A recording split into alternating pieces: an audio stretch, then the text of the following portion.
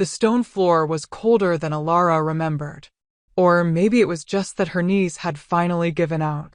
She couldn't tell anymore, couldn't distinguish between the chill seeping through her torn dress and the fever burning beneath her skin.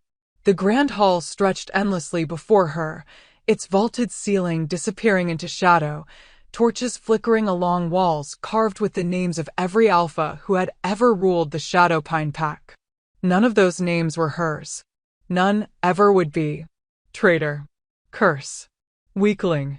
The words followed her like wolves circling prey, whispered from the throats of pack mates who once smiled at her in passing.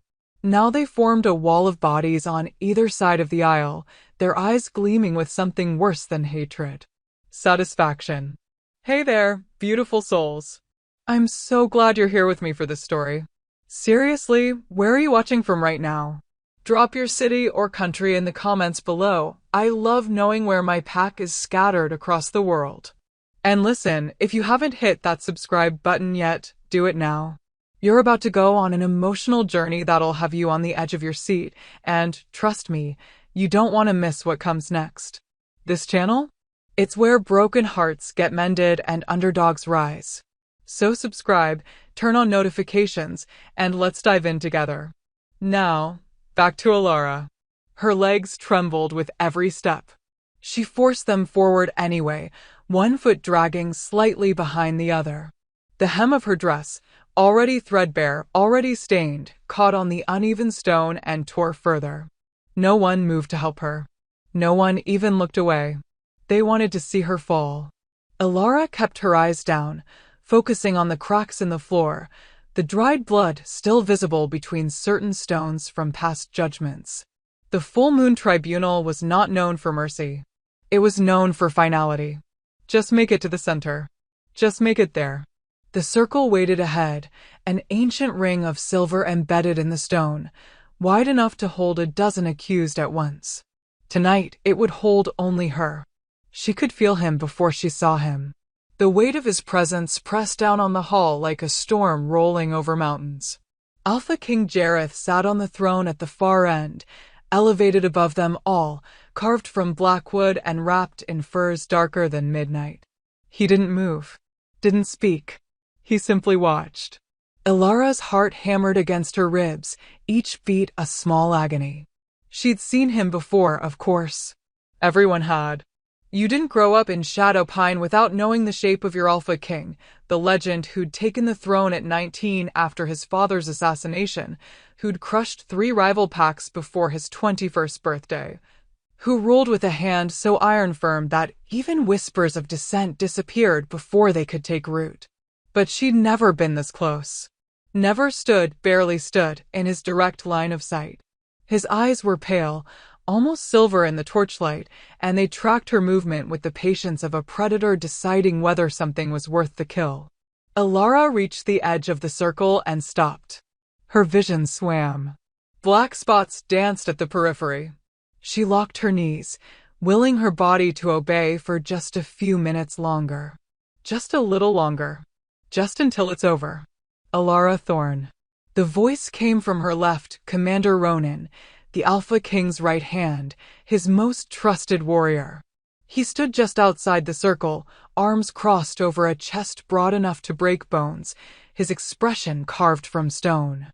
His dark hair was tied back, revealing the 3 scars that ran from temple to jaw, marks from a battle that had made him a legend. Marks that lied about who he really was. Alara didn't look at him. Couldn't.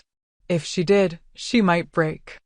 You stand accused, Ronan continued, his voice carrying to every corner of the hall, of sabotaging the sacred boundary wards that protect this pack, of weakening our defenses, of inviting death to our doorstep. A ripple moved through the crowd, anger, fear, bloodlust all tangled together. The evidence has been presented. The council has deliberated. Ronan's jaw tightened, just barely. Only someone watching closely would see it. Do you deny these charges?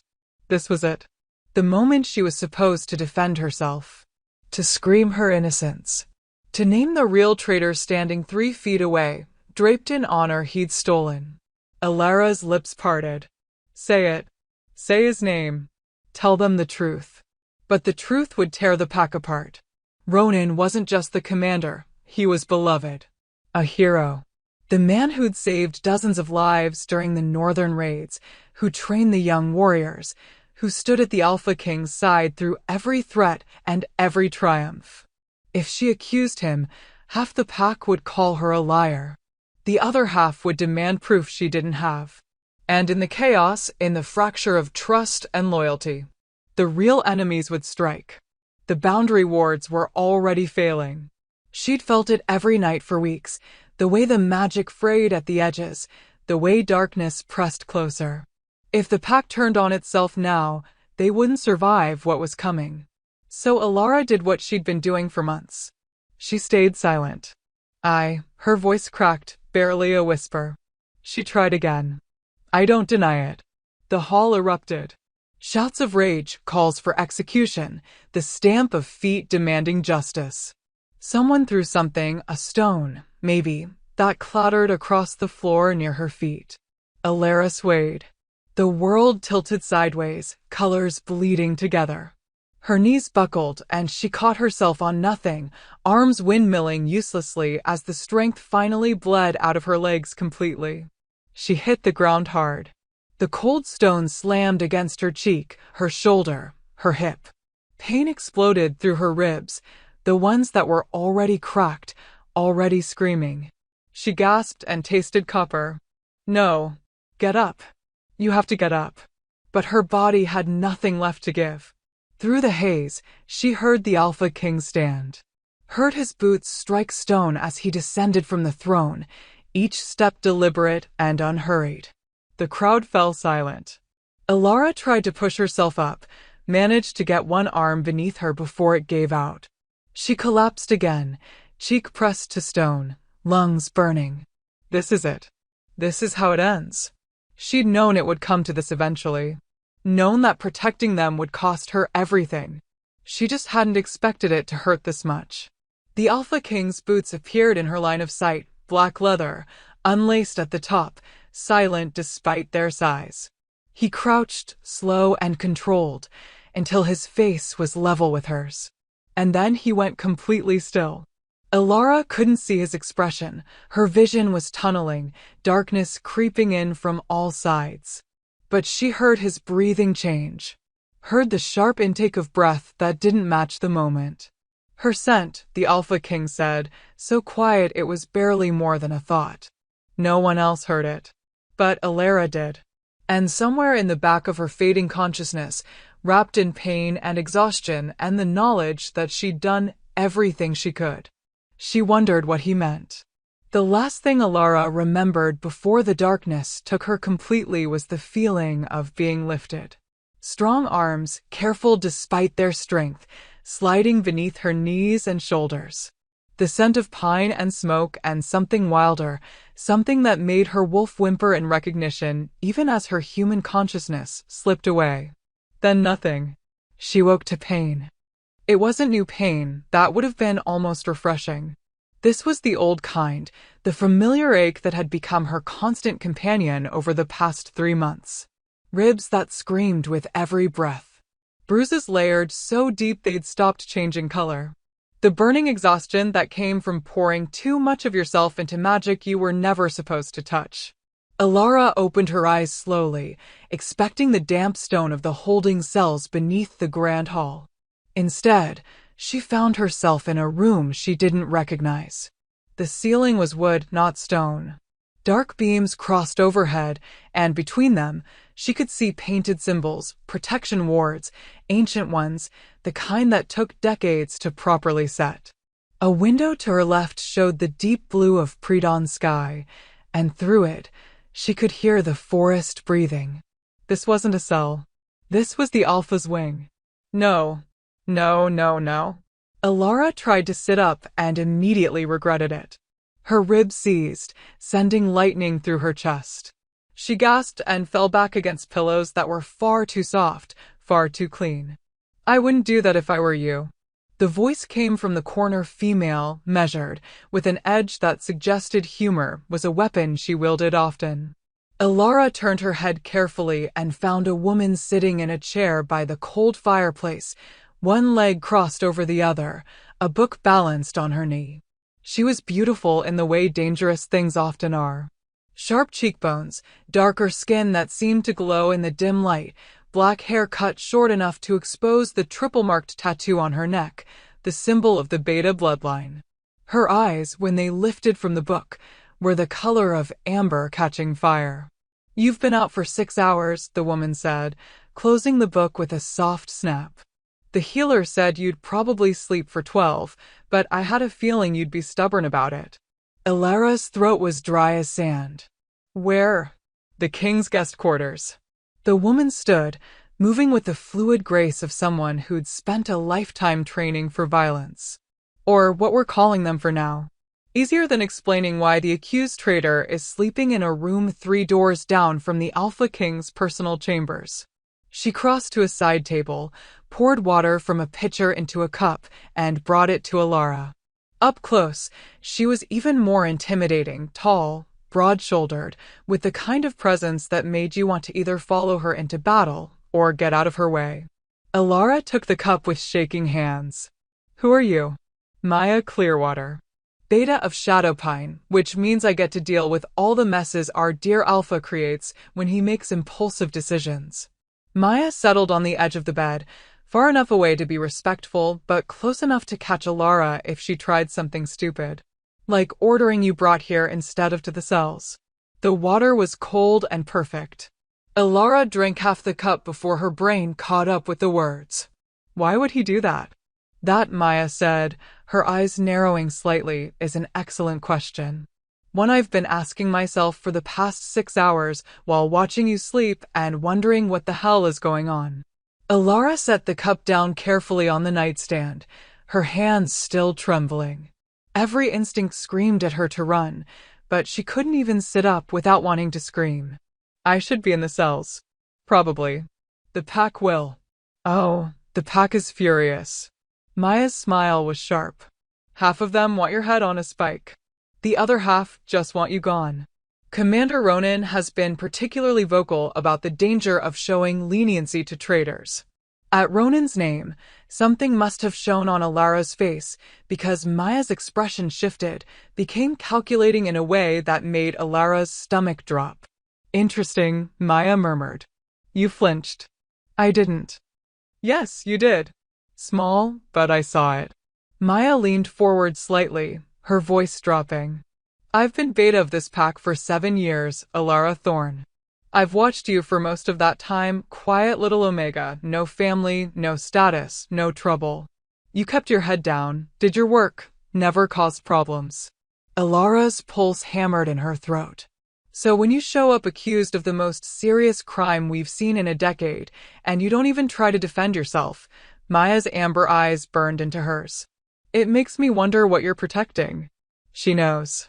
Or suspects. Either way, this is dangerous. I'm not protecting anything, Ilara said, hating how weak her voice sounded. I did what I'm accused of. Bullshit. The word was flat, absolute. Maya stood and walked back to the window, looking out at the lightning sky. You want to know what I think? I think you're the worst liar I've ever met. I think you're covering for someone. And I think whoever that someone is, they're important enough that you'd rather die than expose them. Ilara said nothing. Silence was the only defense she had left. Maya was quiet for a long moment. When she spoke again, her voice was softer. The Alpha King wants to see you. Once you're strong enough to stand. I can stand now. No, you can't. Maya turned back to face her. The healer said your ribs are cracked in 3 places. You have internal bruising consistent with repeated trauma over an extended period. Your body temperature was dangerously low when they brought you in, and your magic reserves are so depleted it's a miracle you're conscious at all. Ilara's hands clenched in the blanket. So I'll ask you this once, Omega to Omega, woman to woman. Maya crossed her arms. Who's been hurting you? The question landed like a physical blow. No one had asked. In all the months of pain, of hiding bruises, of forcing herself to heal just enough to function, no one had ever asked if someone was hurting her. They'd just assumed she was clumsy, weak, unworthy of concern. Tears burned behind Alara's eyes, but she blinked them back furiously. No one. Alara. No one, she repeated, harder this time. I'm fine. Maya studied her for a long, uncomfortable moment. Then she sighed. Fine. Keep your secrets. But know this, the Alpha King doesn't show mercy often. The fact that you're here, alive, in his personal wing, that means something. And if you're smart, you'll figure out what before someone else does. She moved toward the door, then paused with her hand on the handle. There's food on the table when you're ready. The healer will be back in an hour to check on you. And Alara. Alara met her eyes. Whatever you're carrying, you don't have to carry it alone. Then she was gone, the door clicking shut behind her. Alara sat in the silence, her ribs aching, her head spinning, and for the first time in months, she wanted to cry. Not from pain, not from fear. From the simple, devastating kindness of being told she didn't have to face this alone. Even though she did. Even though she always had. The food was simple: bread, cheese, sliced apples, cold meat. Alara ate slowly, forcing herself to finish even though her stomach rebelled. She needed strength. Needed to be able to think clearly. Because Maya was right about one thing, the Alpha King showing mercy made no sense. Unless her scent. That's what he'd said right before she passed out. Something about her scent. Alara pressed her palm to her chest, feeling the too-fast rhythm of her heart. She'd never met the Alpha King before last night. Never spoken to him, never crossed his path in any meaningful way. So why would he recognize her scent? The answer came slowly, dragging itself up from memories she'd buried deep. The raid. She'd been 7 years old. Maybe 8, time got fuzzy in the years after her parents died. She'd been living on the edges of the pack territory, more feral than civilized, surviving on scraps and the occasional kindness of wolves who remembered her mother. The raiders had come at night, rogues, desperate and vicious, looking for anything they could steal. Alara had hidden in a hollow tree, pressed so far back into the darkness that she could barely breathe. She'd watched them kill 3 wolves before someone stopped them. A young warrior, barely more than a boy himself, with pale eyes and a fury that burned like winter fire.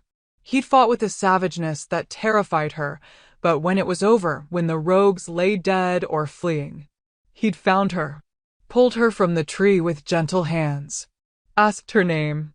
She'd been too scared to answer. He'd wrapped her in his cloak, too big, smelling of pine and smoke, and carried her back toward the pack center.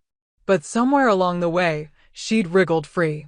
Run back into the forest, because staying meant questions, meant being dragged before the Alpha, meant facing the pack that had never wanted her in the first place. She'd never seen the warrior again. But she'd kept the cloak for years, until it fell apart completely. No, it couldn't be. The Alpha King would have been 19 during those raids. The timing was right. And the scent, pine and smoke and something wild, matched the memory she'd carried without realizing it. Alara's hands started shaking again. If he remembered her, if he'd recognized her after all these years. What did that mean? A knock at the door made her jump, sending fresh pain through her ribs. She bit back a gasp as the door opened and an elderly woman entered, the pack healer, judging by the worn leather bag she carried and the herb-stained fingers. Well, the healer said, her voice creaky but kind. You're looking better than you did 6 hours ago. That's something. Alara tried to smile. Failed. Thank you for whatever you did. Don't thank me yet. I haven't finished. The healer set her bag down and pulled out various bottles and bundles of dried plants. The beta said you've been awake. Good. I need you conscious for this part. For what part? The healer's expression grew serious. For the part where I figure out why your magic feels like it's been eating you alive from the inside out. Alara's blood turned to ice. And the healer continued, pulling out a small knife that gleamed silver in the dawn light, for the part where we test exactly what kind of blood runs through your veins. The silver knife caught the morning light as the healer turned it over in her weathered hands. "This won't hurt," she said, which was exactly what people said right before something hurt. Much. Alara pressed herself back against the headboard, her ribs screaming in protest. "What are you testing for?" "The truth." The healer, her name was Iris, Alara remembered now, one of the few wolves who'd shown her mother kindness before the fever took her, sat on the edge of the bed with a gentleness that belied her bluntness. "Hold out your hand, child." "I don't understand." "Your magic signature is wrong." Iris's eyes, clouded with age but sharp as ever, fixed on Alara's face. "I've been healing wolves in this pack for 53 years. I know what Omega magic feels like. What Beta magic feels like. What Alpha magic feels like."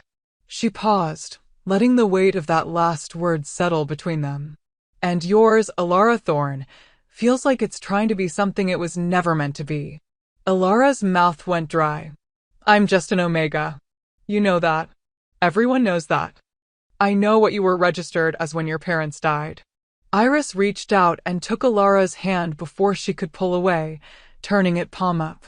"I also know your mother never let me examine you properly. Always made excuses. Always kept you hidden."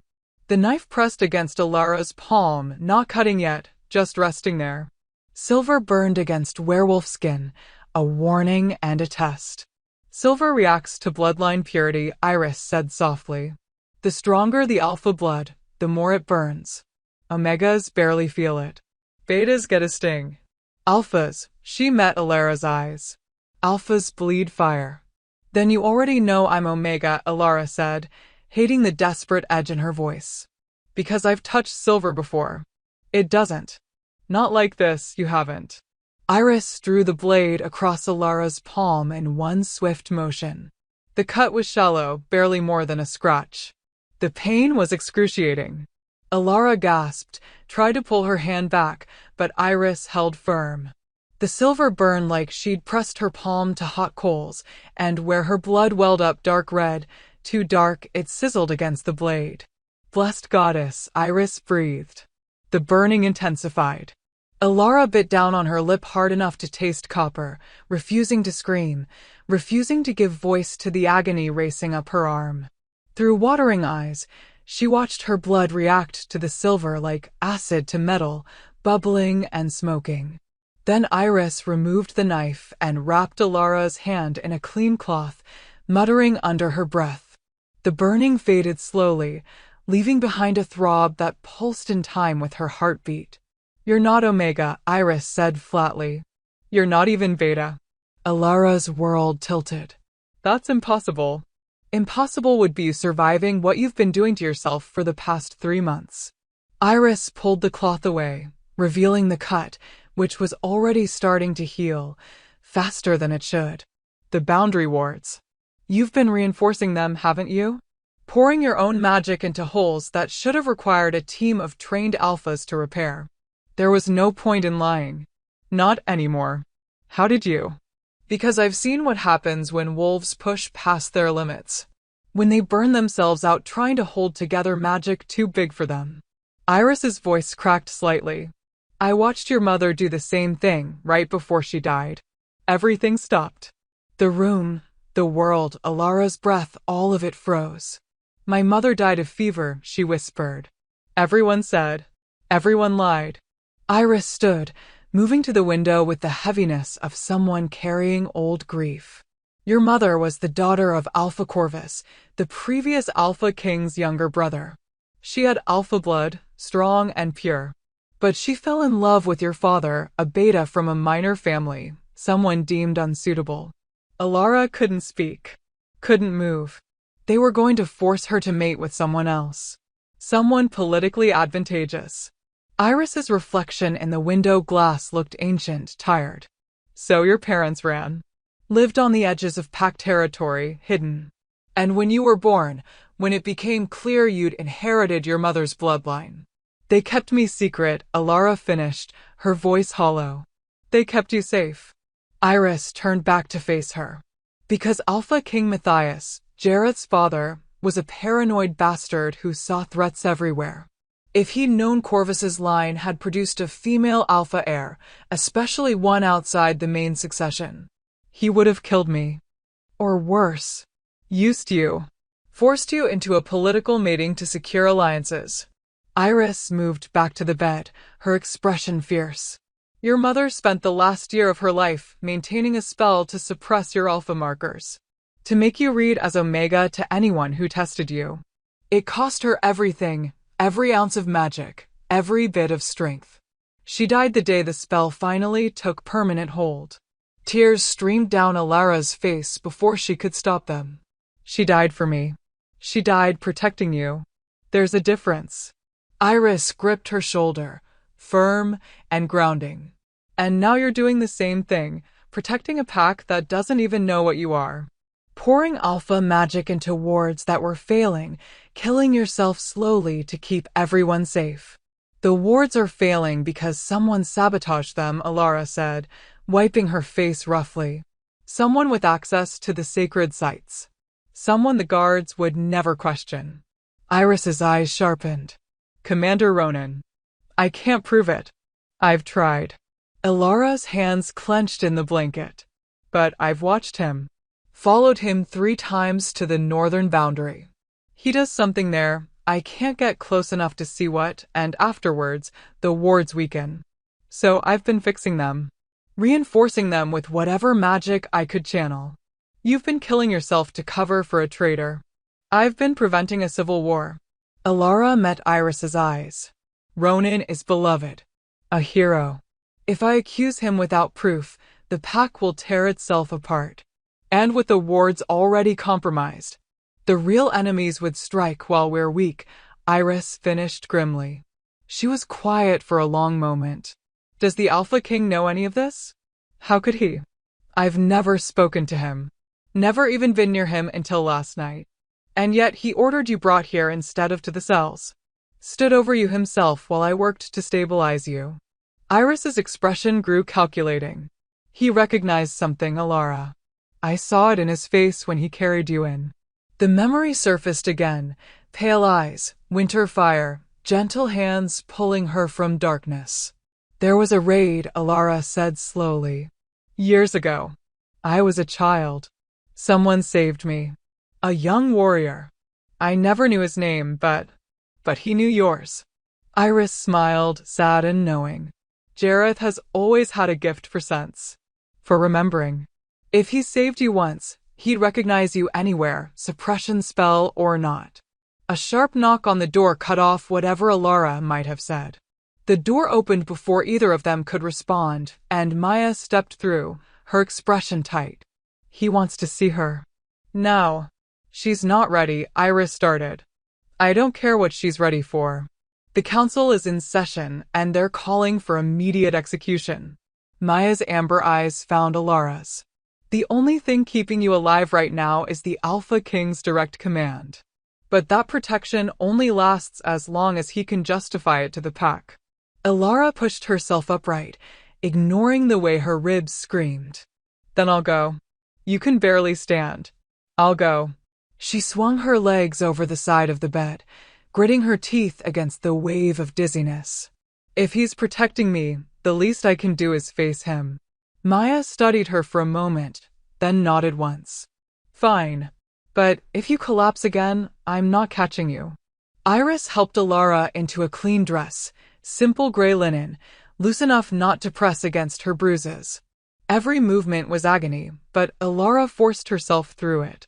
Forced herself to breathe, to stand, to walk. She'd survived worse. Liar, her body screamed. You're dying slowly and you know it. But she couldn't stop. Not yet.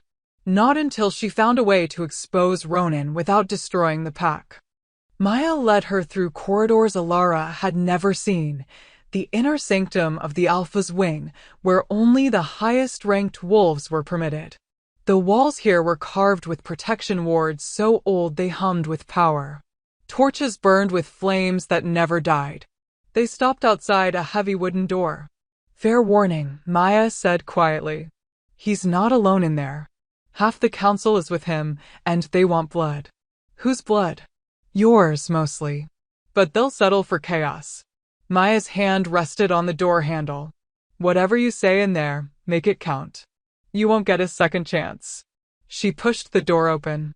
The room beyond was smaller than Alara expected, a war room, not a throne room. A massive table dominated the center, maps spread across its surface, marked with territorial boundaries and tactical notes. Around it stood 7 wolves, their combined presence enough to make the air feel heavy. And at the head of the table, arms crossed, pale eyes locked on the doorway with an intensity that stole her breath. Alpha King Jareth. He was taller than she remembered, broader through the shoulders, with the kind of contained violence that made predators recognize their better. His dark hair was tied back, revealing a face too young to carry so much authority and too hard to be called anything but dangerous. When his eyes met hers, something flickered across his expression: recognition, confusion, something else she couldn't name. Alara Thorne, he said, his voice low and absolute. You've been accused of treason, of sabotaging the wards that protect this pack, of putting every wolf here at risk. Alara lifted her chin, forcing herself to hold his gaze even though every instinct screamed to submit. I know what I'm accused of. Then you also know the punishment for such crimes as death. I do. A murmur ran through the council members. One of them, an older alpha with gray shot through his beard, stepped forward. Alpha King, we've been patient. But this Omega has admitted her guilt. There's no reason to delay justice. Justice, Jareth repeated, not looking away from Alara. Is that what you think this is, Marcus? What else would you call it? A mystery. Jareth moved around the table, each step deliberate. An Omega with no training, no status, no resources, somehow managing to damage wards that have stood for 300 years. Wards that require alpha-level magic to even touch. He stopped directly in front of Alara, close enough that she could feel the heat radiating from him. Tell me, Omega, how did you accomplish such a feat? It was a trap. A test. If she claimed she did it, she'd have to explain how, which was impossible for an Omega. If she admitted she couldn't have, she'd implicate someone else. Either way, she lost. Unless... I didn't damage the wards, Alara said clearly. I've been trying to save them. The room exploded. Shouts of disbelief, demands for her immediate execution, accusations of lies piled on treason. But through it all, the Alpha King stood perfectly still, his eyes never leaving hers. Explain, he said, his voice cutting through the chaos like a blade. So Alara did the only thing she could. She told him the truth. For the past 3 months, Alara began, her voice steady despite the tremor in her hands. The northern boundary wards have been weakening. Not naturally. Not from age or weather or simple decay. Lies, Marcus started. Let her speak. The Alpha King's command was absolute. The room fell silent. Alara's ribs ached with every breath, but she forced herself to continue. I noticed it first during the new moon. I was foraging near the northern ridge. She caught the flicker of disdain on several faces at the admission of her low status, and I felt the wards skip, like a heartbeat missing its rhythm. Omegas can't sense boundary magic, another council member said, a woman named Helena with silver threading through her auburn hair. No, Jareth said softly, his eyes still fixed on Alara. They can't. The implication hung in the air like smoke. Alara felt the weight of too many eyes on her, calculating, questioning. She'd just admitted to something impossible. I didn't understand it at first, she continued, pushing forward before anyone could demand an explanation she couldn't give. But I kept returning, kept watching. And 3 weeks ago, I saw someone at the ward stones. Who? Jareth's voice was dangerously quiet. This was it. The moment that would either save her or condemn her. Alara's eyes found Commander Ronan standing near the far wall, his expression carved from granite. Their gazes locked for a fraction of a second, and in that moment, she saw it. The warning. The threat. If you say my name, I'll destroy you. And everyone you've tried to protect. I couldn't see clearly, she lied, hating herself for it. It was dark. They were careful. But I saw them touch the ward stones with something, a blade, I think. Silver. And where they touched, the magic bled. Impossible, Helena said. The wards are keyed to pack blood. Only Shadowpine wolves can interact with them, and any attempt to damage them would trigger an immediate alert to the Alpha. Unless, Maya spoke up from her position by the door, the person doing the damage was someone the wards trusted. Someone with high-level access and authority. Ronan shifted slightly. Are you suggesting a council member is responsible, Beta? I'm suggesting we consider all possibilities. Maya's amber eyes were shrewd. Alara, if you saw someone but couldn't identify them, what did you do? I tried to fix it. Alara's hands clenched at her sides. I knew I couldn't report what I'd seen without proof.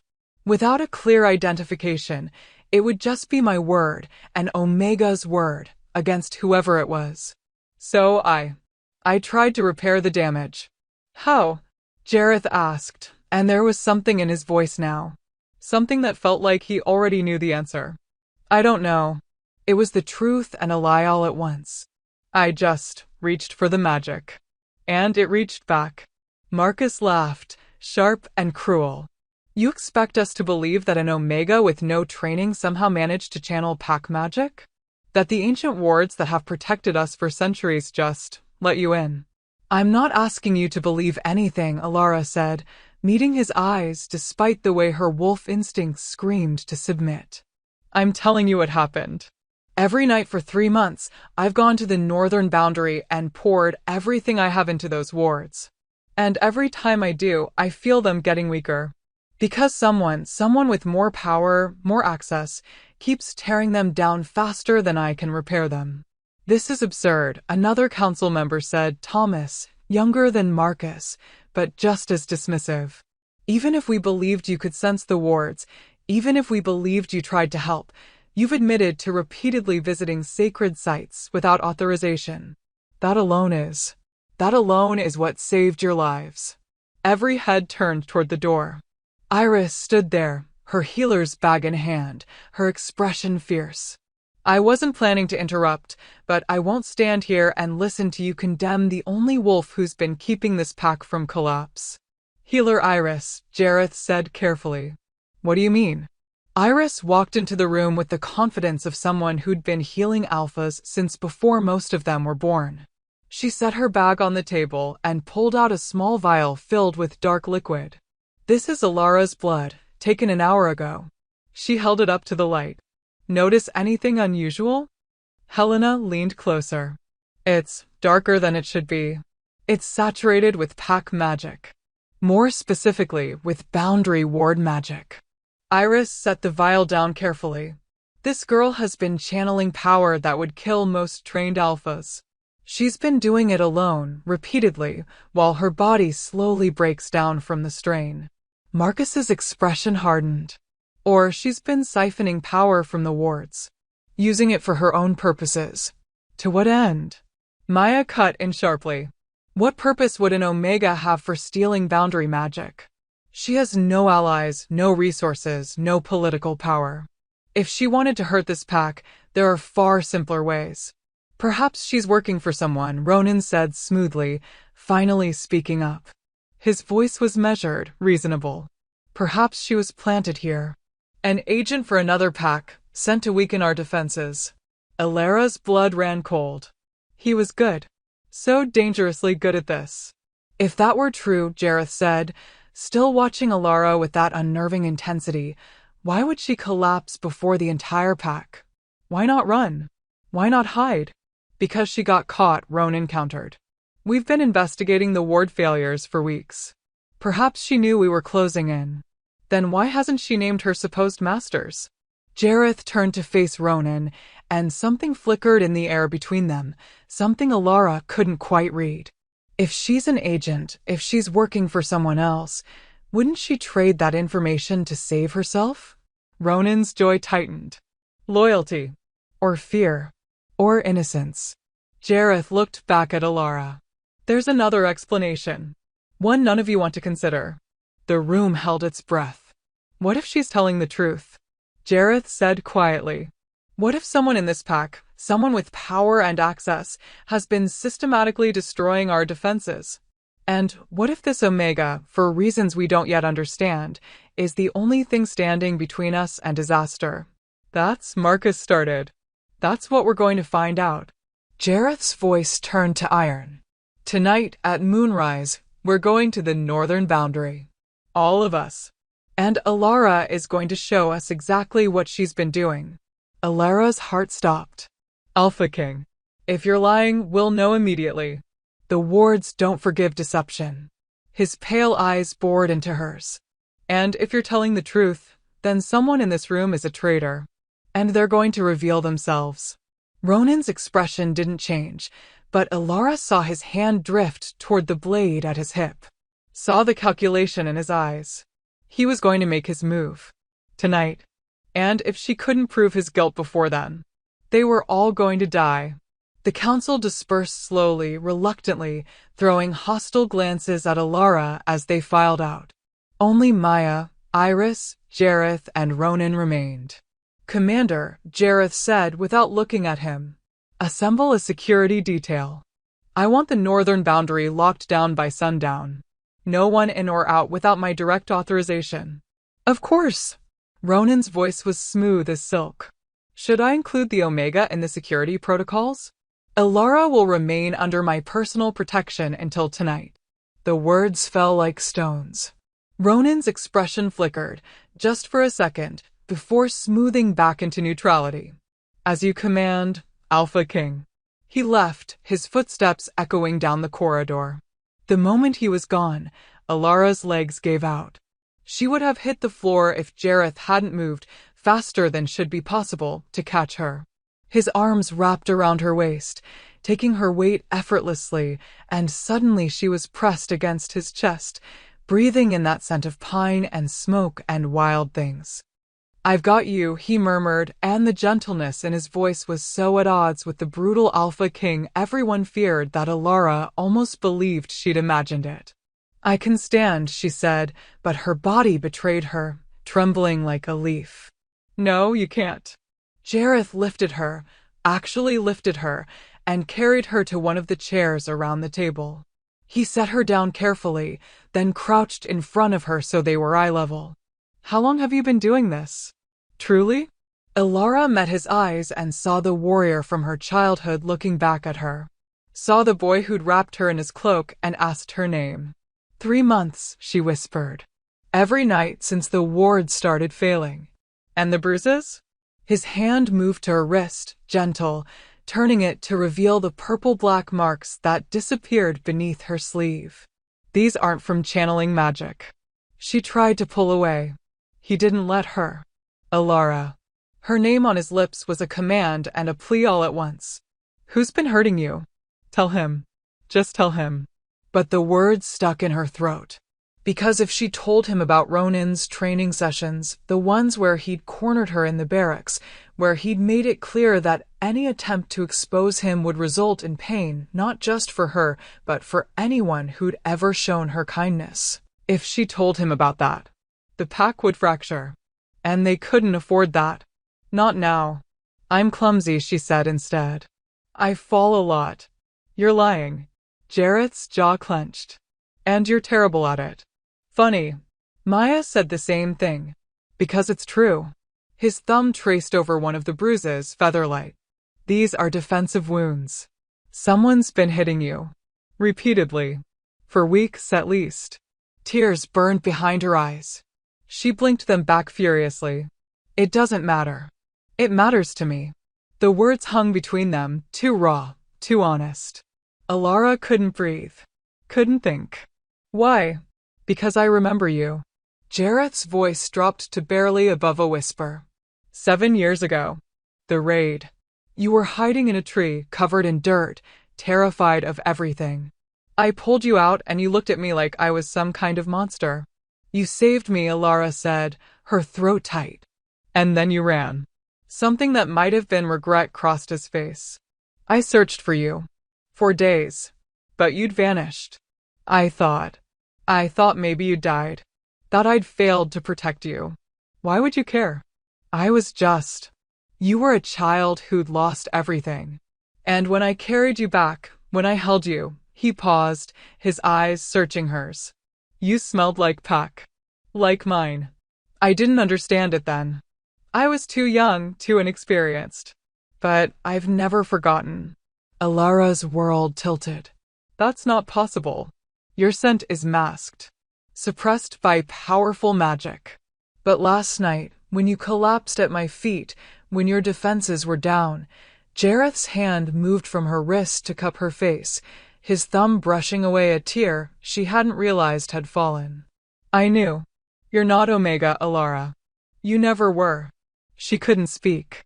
Could barely breathe. Tonight, at the boundary, we're going to prove your innocence, Jareth continued, his voice fierce. And then you're going to tell me everything. Who hurt you? Who forced you into silence? Who made you believe you had to carry this alone? And if I can't prove it? Alara whispered. If the wards don't respond? If I can't show you what I've been doing? Jareth's eyes blazed with something that made her wolf whimper in recognition. Then I'll believe you anyway, he said. Because you're mine to protect. You always have been. I just didn't know it until now. The hours before moonrise crawled by like wounded animals. Jareth had insisted Alara rest, not in the guest quarters this time, but in a smaller room directly adjacent to his own chambers. Maya stood guard outside, her presence a silent promise that no one would get through that door without going through her first. But rest was impossible. Alara lay on the bed, staring at the ceiling, her mind racing through every possible outcome of tonight's confrontation. Ronan would be there. He'd have to be. Refusing would raise too much suspicion. Which meant he'd be planning something. He was always planning something. Her ribs ached. Her palm, where Iris had cut her, throbbed despite the healing. And beneath it all, she could feel the pull of the boundary wards, weaker now, fraying at the edges like fabric worn too thin. They were running out of time. A soft knock preceded the door opening. Maya stepped in, carrying a tray with food Alara knew she wouldn't be able to eat. You should try, Maya said, setting it on the side table. Whatever happens tonight, you'll need your strength. I can't. Alara sat up slowly, wincing. My stomach won't. Then drink the tea at least. Iris made it. Says it'll help with the pain and stabilize your magic reserves. Maya poured a cup, the steam rising with the scent of mint and something earthier. She also said to tell you that you're an idiot for doing what you've been doing, but that she's proud of you anyway. Despite everything, Alara smiled. She said idiot? Her exact words were stubborn, self-sacrificing fool with more courage than sense, but I'm paraphrasing. Maya handed her the cup. Drink. The tea was bitter but warm, spreading through her chest like liquid comfort. Alara took several sips before setting it down. Can I ask you something? Depends on the question. Why are you helping me? Alara met Maya's amber eyes. You barely know me. I'm accused of treason. The entire pack wants me dead. Yet you're here, standing guard, bringing me tea like we're friends. Maya was quiet for a long moment.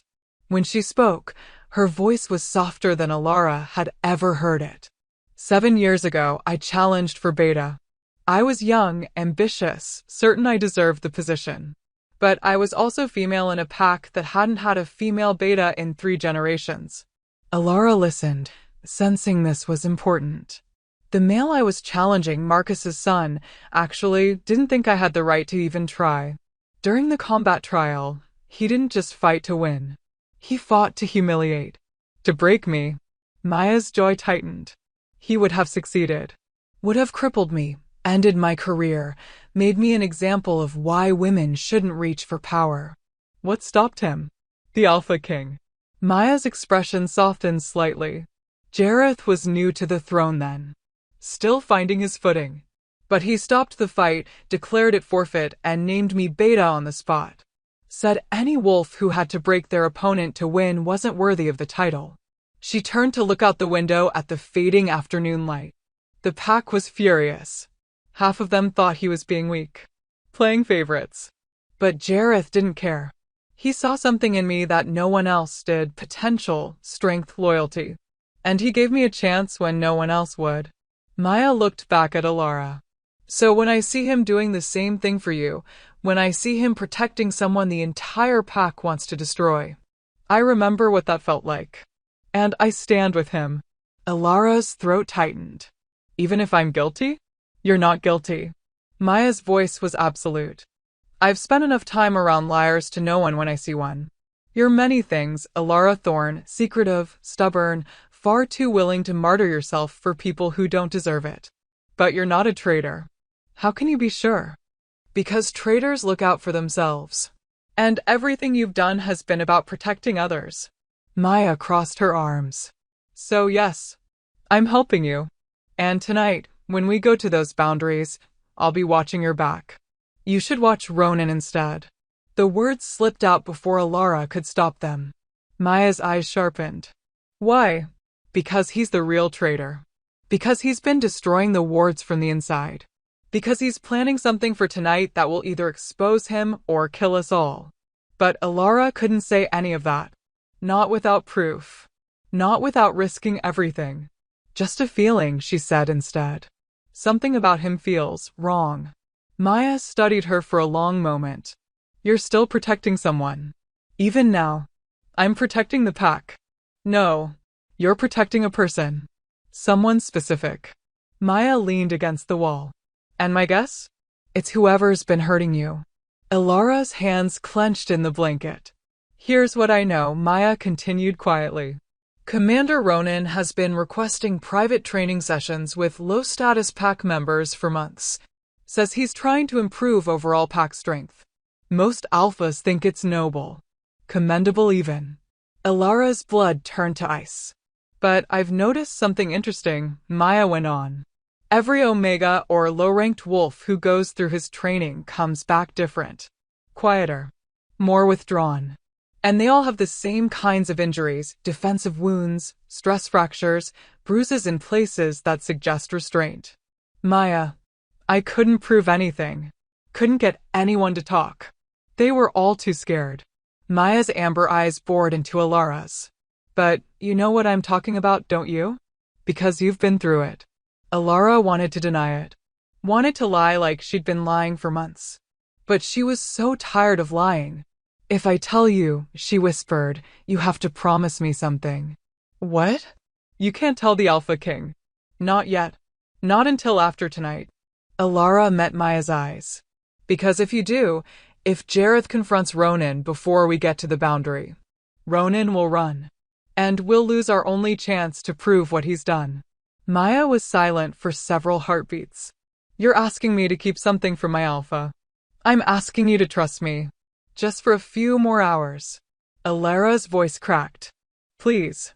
Tell me, Maya said finally. Everything. So I've been protecting the pack, Alara insisted. If the truth comes out wrong, if it causes chaos at the wrong moment, then we do it the right way. Maya moved to the door. Tonight, at the boundary, we expose him with proof that even the council can't deny. We let him reveal himself. And if he doesn't? If he's too careful? Maya's smile was sharp and dangerous. Then I'll make him careless. Moonrise came too quickly. Alara dressed in clothes Maya had brought her: dark leather pants, a fitted tunic, boots that actually fit. Practical clothing. Warrior's clothing. It felt strange on her body after years of loose, shapeless dresses meant to help her disappear. Iris arrived to check her one last time, applying a salve to her ribs that numbed the worst of the pain and wrapping her palm in a thin bandage. Remember, the healer said quietly, you have alpha blood. It's not just about strength, it's about will. The wards will respond to you because they're meant to. Because you have every right to touch them. What if I can't? Alara whispered. What if the magic doesn't come when I need it? Iris gripped her shoulders. It will. Because it's not borrowed power, child. It's yours. It always has been. Your mother just hid it to keep you safe. But hiding is over. A knock at the door. Maya's voice, it's time. Alara's heart hammered as she followed Maya through the corridors. The Alpha's wing was silent, empty except for guards posted at key positions, all of them loyal to Jareth, Maya assured her. They emerged into the courtyard where the others were already assembled. The council members stood in a cluster: Marcus, Helena, Thomas, and 4 others Alara didn't know by name. All of them armed. All of them looking at her like she was something that needed to be put down. Ronan stood slightly apart, his expression neutral, his hand resting casually on his sword hilt.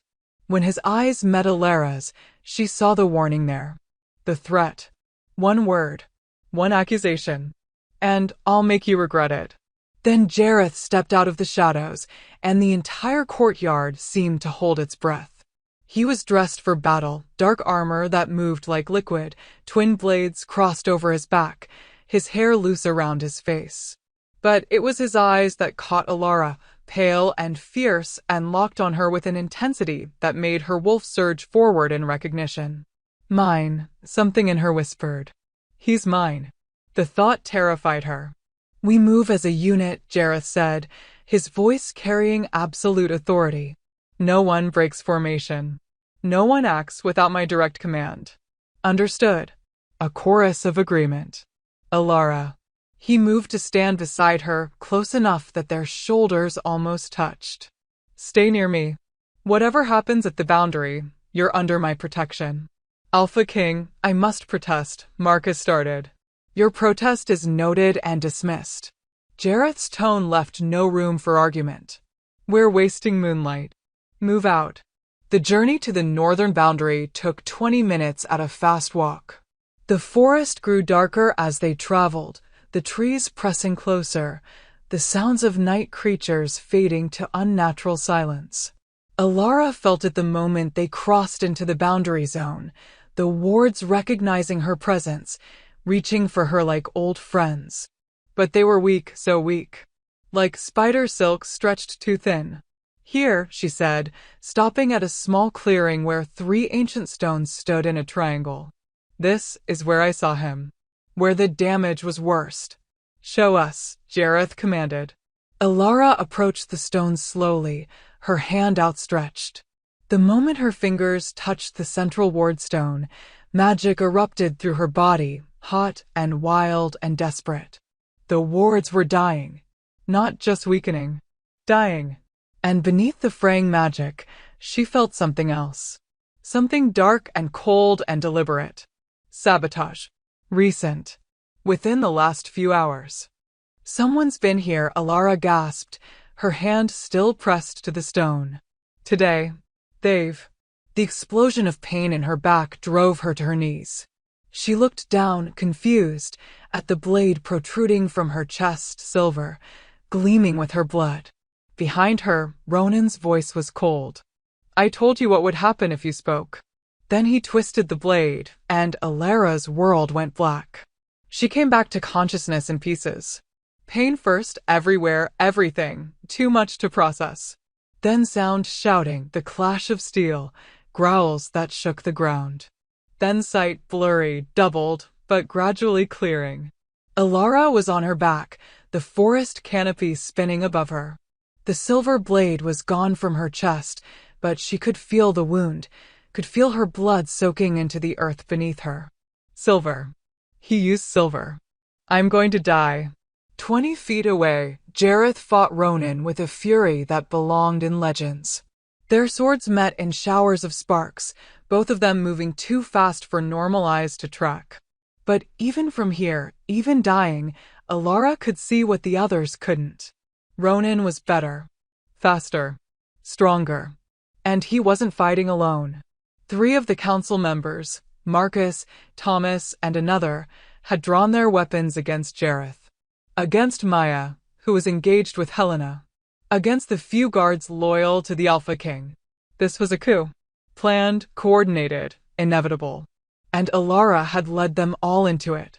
Stay down, Omega, Ronan called out, his sword locked against Jareth's. This will all be over soon. The Alpha King has been weak for too long. Sympathetic to the wrong wolves. Making decisions based on sentiment rather than strength.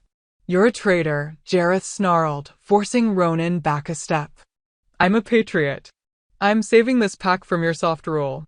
Ronan's blade flickered, cutting across Jareth's shoulder, starting with removing threats.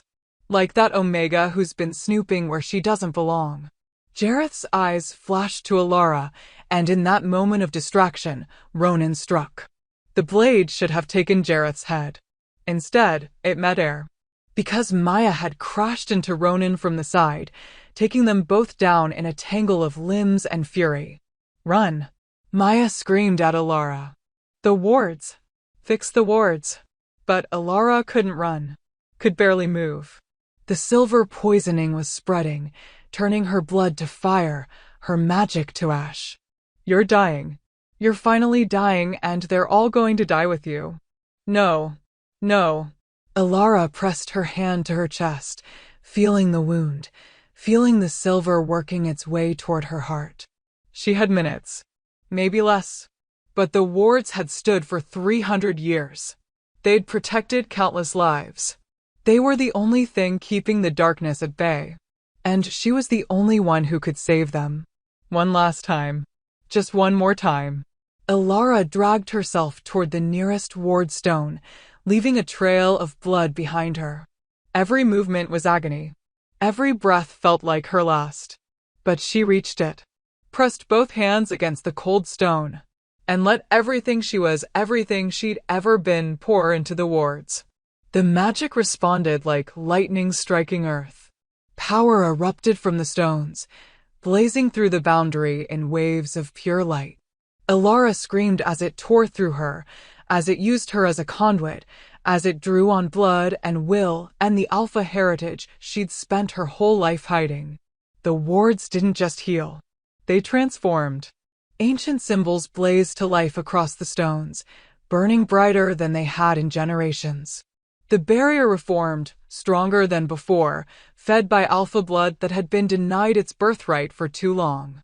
And in that moment, with magic blazing through her veins and her life bleeding into the earth, Alara understood. Her mother hadn't just suppressed her alpha blood to hide her. She'd saved it, compressed it, stored it like a battery waiting to be unleashed. Everything Alara had suffered, every wound, every moment of pain, it had all been preparing her for this. For the moment when she'd be strong enough to channel power that would have killed her as a child. For the moment when she'd have to choose between her life and theirs. The light from the wards grew blinding. Alara felt her heartbeat slowing, felt the silver reaching her core, felt everything starting to fade. But the wards were fixed. Stronger than ever. Unbreakable. I did it, she thought, as darkness closed in. I saved them. Then someone was there, hands on her face, a voice screaming her name. Alara. No, stay with me. Stay with me. Jareth. She tried to smile, to tell him it was okay, that she'd fixed it. But the words wouldn't come. And the darkness swallowed her whole. Death, Alara discovered, was quieter than she'd expected. No tunnel of light. No voice of the goddess welcoming her home. Just silence, vast and empty and surprisingly peaceful. She floated in it, weightless, wondering if this was all there was. If after everything, all the pain, all the sacrifice, all the desperate fighting to keep others safe, this nothingness was her reward. Then she heard the heartbeat. Not hers. That had stopped, hadn't it? She remembered the silver reaching her heart, remembered the final flutter before everything went dark. But this heartbeat was strong, steady, insistent. And it was calling to her. Come back. Come back. Come back. Alara tried to move toward it, tried to follow that rhythm, but something held her suspended in the void. Something cold wrapped around her essence, tightening like chains. The silver. Still poisoning her. Even here, wherever here was. Let go, a voice whispered, her own voice, tired and resigned. You've done enough. Rest now. The heartbeat faltered. No, not faltered. Broke. She heard it, the sound of someone shattering. The kind of grief that had no words, that could only be expressed in the raw animal sounds of a soul being torn apart. Please. Jareth's voice, ragged and desperate. Please don't leave me. Not again. Not when I just found you. Jareth. Something in Alara's chest, or wherever her chest should be, clenched. I searched for you for 7 years, he continued, and she could hear him crying now, could hear the way his voice broke on every word. 7 years wondering if you'd survived. If you'd found safety somewhere. And when I recognized your scent last night, when I realized you'd been here all along, suffering alone. His hand, she could feel it now, warm against her cold skin, cupped her face. I swore I'd protect you. I swore the moment I pulled you from that tree that I'd never let anything hurt you again. And I failed. A sound that might have been a sob. I failed you. No, you didn't fail. I chose this. I chose to save them. But the words wouldn't form. The darkness held her too tight. Alpha King. Iris's voice, gentler than Alara had ever heard it. She's gone. The silver reached her heart. Even Alpha healing can't. I don't care what's possible. Jareth's voice turned feral. There has to be a way. Blood magic. A bonding. Something. Blood magic is forbidden. And a bonding requires consent from both parties. She's my mate. The words exploded from him like a confession torn free. I've known since the moment I saw her again.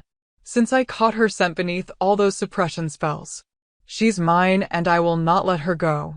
Silence. Then Maya's voice, carefully neutral. Alpha King, are you certain? I've never been more certain of anything in my life. Then there might be a way. Iris's tone shifted, became clinical. An alpha bond can share life force. If you're truly mates, if the mate bond is genuine, you could anchor her soul. Keep it from drifting while we purge the silver. Tell me what to do. It will hurt. Both of you.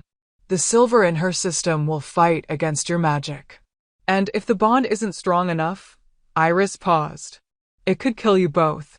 I don't care. Jareth, Maya tried. I don't care. Each word was absolute. Tell me what to do. The first touch of his magic was like fire against ice. Alara felt it surge through the darkness, felt it wrap around her essence like arms pulling her from deep water. But the silver fought back, tightening its grip, sending spikes of agony through her consciousness. Let me go, she tried to tell him. It hurts. It hurts so much. I know, Jareth's voice came through the pain. I know it hurts. But you have to hold on. You have to fight. His power flooded into her too much, overwhelming, like trying to contain an ocean in a cup. But beneath the intensity, she felt something else. Something that resonated in the deepest part of her. Recognition. The mate bond awakening. It wasn't gentle. Wasn't the romantic fairy tale the older wolves told pups around fires. It was raw and primal and absolutely certain, a truth written into their very souls. Mine, the bond whispered. You're mine and I'm yours and nothing, not death, not silver, not fate itself, will separate us. The silver screamed as Jareth's power began burning it away. Alara screamed with it, feeling every molecule of poison being torn from her body, feeling her heart struggle to remember how to beat. Stay with me, Jareth commanded, and there was alpha power in his voice now, the kind that made reality bend. Your alpha commands it. Live. Her heart lurched. Stuttered. Caught. Beat. Another beat. Another. The darkness began to recede, color bleeding back into existence. Sensation returning in waves, pain first, always pain, but beneath it something warm and fierce and unbreakable. The bond. Fully formed. Blazing between them like a second sun. Alara gasped and her eyes flew open. She was still in the clearing, still surrounded by ward stones that now glowed with steady light. But the sky above had changed, no longer deep night, but the pale gray of approaching dawn. How long had she been gone? Alara. Jareth's face appeared above hers, and he looked wrecked. Pale, haggard, his eyes red-rimmed. But alive. And looking at her like she was the only thing in the world that mattered. You're alive, she whispered, her voice like broken glass. I'm alive. His laugh was half sob. You died. Your heart stopped. I felt it through the bond, felt you slipping away. Bond? The word triggered memory. The mate bond. Forming. Completing. You bonded us. I saved you. His hand cupped her face, trembling. The only way I knew how. Without asking. You were dead. I didn't have time for asking. His jaw clenched. And I'd do it again. I'll always do it again. I'm not losing you. Alara should have been angry. Should have felt violated, trapped, claimed without consent. But all she felt, flooding through the new bond between them, was his utter sincerity. His desperate fear. His overwhelming relief that she was breathing. And beneath it all, the truth neither of them could deny. He was her mate. She'd probably known it somewhere deep down since he'd caught her. Since his scent had made her wolf whimper in recognition. Since his touch had felt like coming home. Ronan, she said suddenly, trying to sit up. Pain exploded through her chest and she cried out. Don't move. Jareth supported her carefully, his arm around her shoulders. The silver's gone, but you're still healing. And Ronan, his expression darkened. Ronan is contained. Alara looked past him and saw what he meant. 20 feet away, Commander Ronan knelt in the dirt, his hands bound behind him with silver chains. His face was bloody, one eye swollen shut, and Maya stood behind him with a sword pressed to his neck. 3 other council members knelt beside him, Marcus, Thomas, and a woman Alara didn't recognize. All bound. All defeated. They confessed, Maya said, her voice hard. Once it became clear they'd lost. Ronan's been working with the Night Fong Pack for months. Planning to weaken our wards, assassinate the Alpha King during the confusion, and claim the throne himself. The Night Fong would have attacked the moment our defenses failed, Iris added from where she knelt nearby, packing away her healing supplies. It would have been a slaughter. You stopped them, Jareth said quietly, his eyes never leaving Alara's face. By fixing the wards. By pouring your alpha blood into them. You saved every life in this pack. I almost died doing it. Yes. His voice went rough. You almost died. And in the process, you revealed exactly what you are. There's no hiding it now, Alara. Every wolf here felt that surge of alpha power. They all know. Fear spiked through her. The pack. The pack, said a new voice, owes you a debt that can never be repaid. Alara turned to see Helena kneeling several feet away, her head bowed in submission. Behind her, the 4 other council members who'd remained loyal to Jareth did the same. You protected us when you had no reason to, Helena continued. You suffered torture and accusations and near death, all to keep us safe from a threat we didn't even know existed. She looked up, her eyes shining with unshed tears. I called you Omega. Called you weak. I was wrong. And I am sorry. One by one, the other council members echoed her apology. Alara couldn't speak. Couldn't process what was happening. The rest of the pack will follow, Jareth said softly. Once word spreads of what you did. Of what you are. What I am. Alara's voice cracked. I'm nobody. A hidden bloodline. An accident. You're Alpha. Jareth's voice was absolute. Daughter of Corvus's line. Bearer of ancient blood. And as of approximately 3 hours ago, he paused, something that might have been nervousness crossing his face. You're my mate. My bonded mate. Which makes you. No, Alara tried to pull away, panic rising. No, I can't be. Luna, Maya finished, her tone almost amused despite the circumstances. You're the Luna of Shadow Pine Pack now. Congratulations. The world tilted again. Luna. The Alpha King's mate and equal. Second only to him in authority and power. She'd gone from invisible Omega to Luna in the span of one night. It was too much. All of it was too much. I need, Alara gasped, her chest tightening. I can't breathe. I need. Everyone out. Jareth's command was instant. Give us the clearing. Now. Maya hesitated. Alpha King, the prisoners. Can wait 10 minutes. Out. All of you. They left quickly, Maya hauling Ronan to his feet, the council members following, Iris gathering her supplies. Within moments, Alara and Jareth were alone in the clearing, surrounded only by the glowing ward stones and the first light of dawn. Look at me, Jareth said gently, turning her face toward his. Breathe with me. In and out. That's it. Again. She followed his rhythm, feeling her panic slowly recede.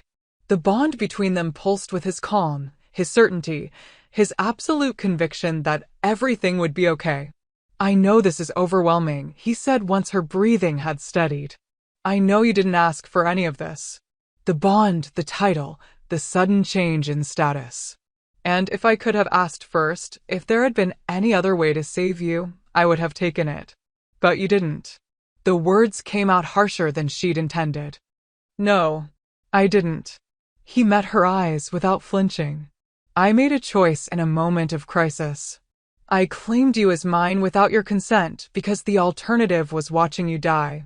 And I won't apologize for that, Alara.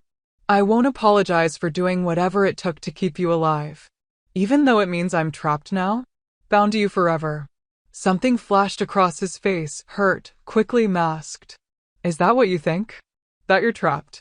Aren't I? Alara gestured helplessly at the space between them where the bond thrummed like a living thing. Mate bonds can't be broken. Not without killing both parties. So yes, I'm trapped. Jareth was quiet for a long moment. When he spoke again, his voice was carefully neutral. The bond can be managed.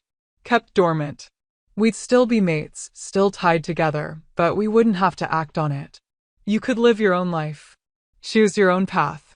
I wouldn't, he swallowed hard. I wouldn't force anything on you that you didn't want. The bond between them ached suddenly, and Alara realized with a start that she could feel his emotions as clearly as her own. The longing, the hope, the fear that she'd reject him completely. And beneath it all, the bone-deep certainty that she was his mate. His true mate. The one he'd been waiting for his entire life. Why me? She whispered. You're the Alpha King. You could have anyone. Why bond yourself to someone like me? Someone like you? Jareth's expression turned fierce. You mean someone brave enough to face torture rather than cause a civil war? Someone strong enough to channel power that would kill most alphas? Someone selfless enough to nearly die protecting a pack that had given her nothing but pain? His hands framed her face, gentle despite the intensity in his eyes. I recognized you 7 years ago, Alara. When I pulled you from that tree. Something in me knew, even though I was too young to understand what it meant. His thumb brushed across her cheekbone. I searched for you because my soul was already searching for its mate. And when I found you again, when I recognized your scent beneath all those suppression spells. He leaned his forehead against hers. It wasn't a choice, he said softly. It was inevitable. You've always been mine. I've always been yours. The bond just made it official. Tears spilled down Alara's cheeks. I don't know how to be Luna. I don't know how to be anything except invisible. Then we'll figure it out together. Jareth pulled back slightly, his pale eyes searching hers. But first, you need to heal. Really heal. Not just from the silver, but from everything Ronan did to you. Everything the pack put you through.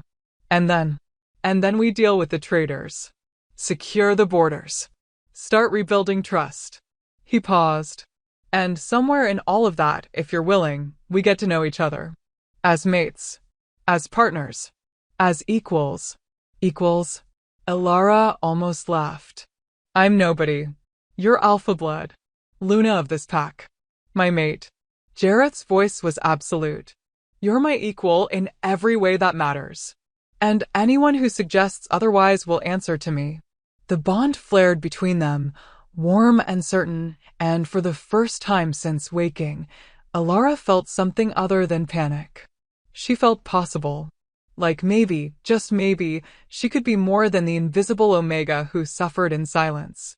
Like maybe she could be someone worth saving. Okay, she whispered. Okay. Jareth's expression was cautiously hopeful. Okay, we'll figure it out together. She managed a small smile. But if I collapse again, you're carrying me. The relief that flooded through him, through the bond, was so powerful it made her gasp. Then he was pulling her carefully into his arms, holding her like she was something precious and breakable and infinitely valuable.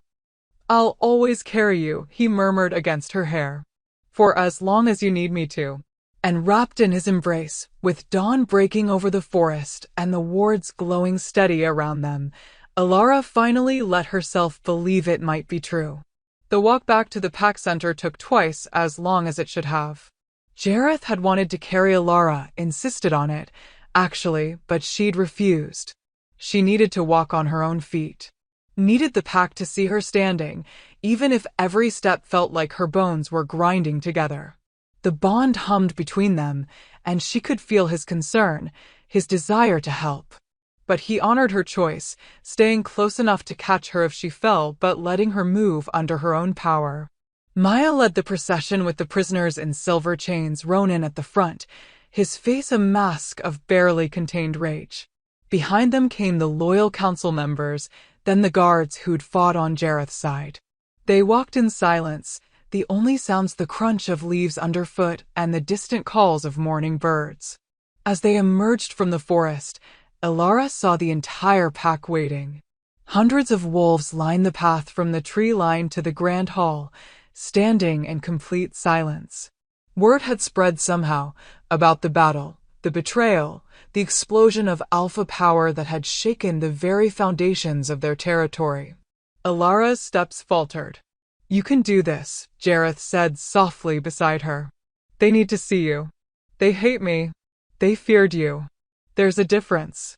His hand found hers, warm and grounding. And fear can become respect. Trust me.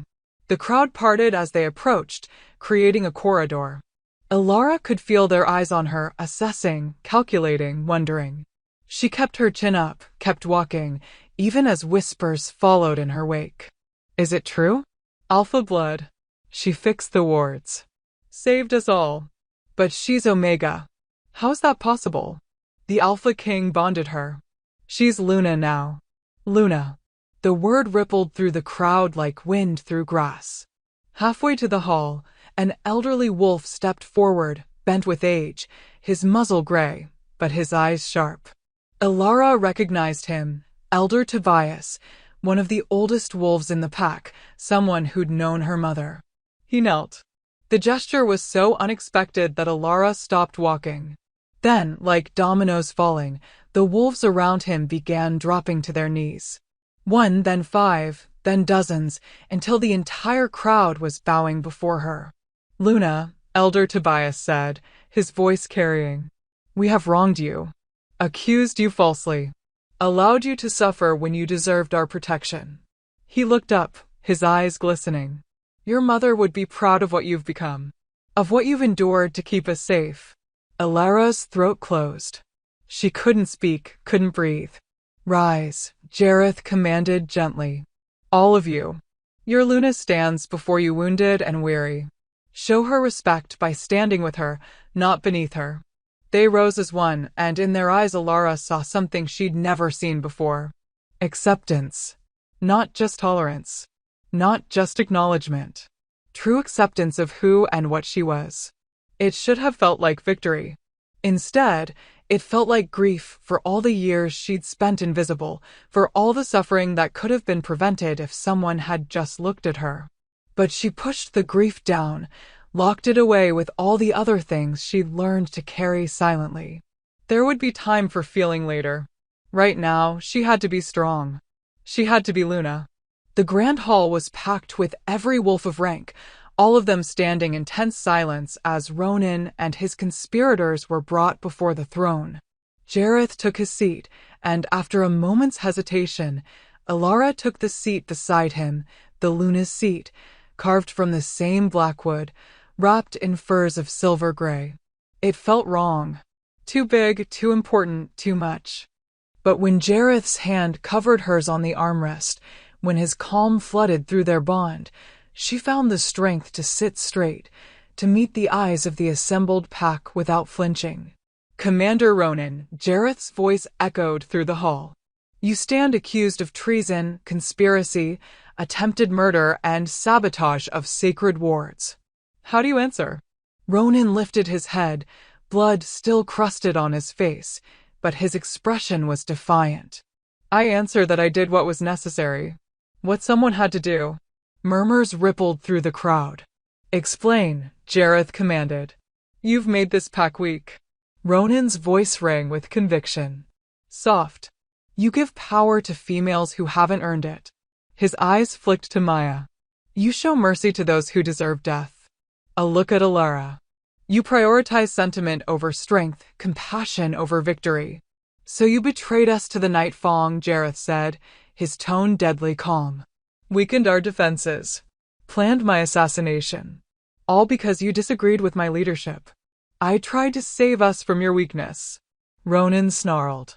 "The Night Fong promised alliance, not conquest. Promised to make Shadowpine strong again under proper alpha rule. Under your rule." Maya's voice cut across his. "Let's not dress it up, Ronan. You wanted the throne. And you were willing to sell out your entire pack to get it. I would have been a better Alpha King. You would have been a tyrant." The voice came from the crowd, Elder Tobias, stepping forward. "I've lived under 3 Alpha Kings, Ronan. I know the difference between strength and cruelty, between leadership and domination." He looked at Jareth.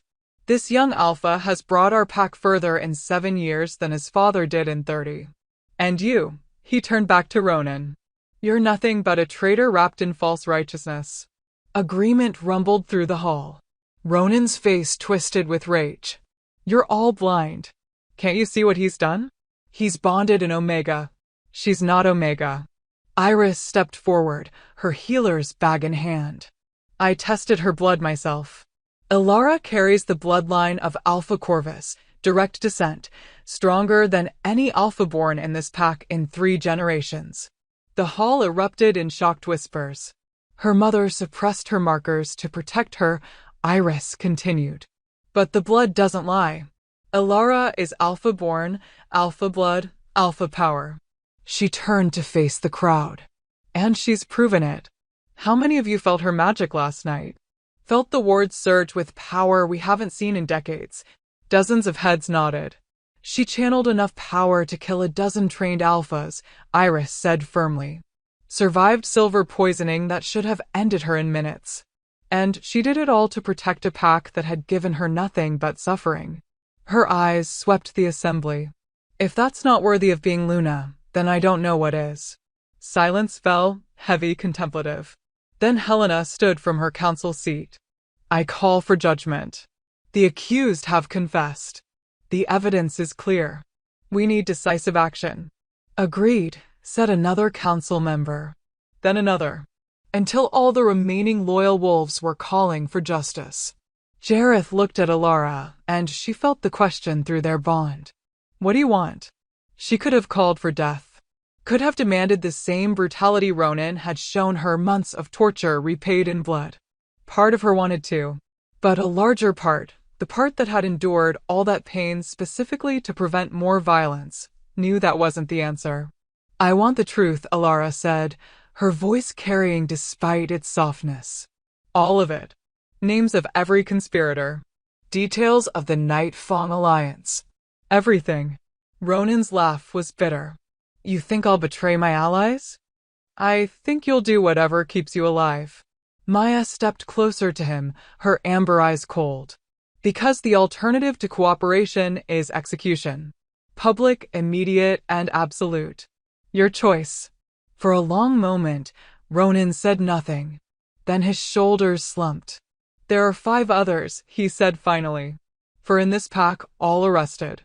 The 5th," he looked up, his eyes finding someone in the crowd, "is standing right there." Every head turned.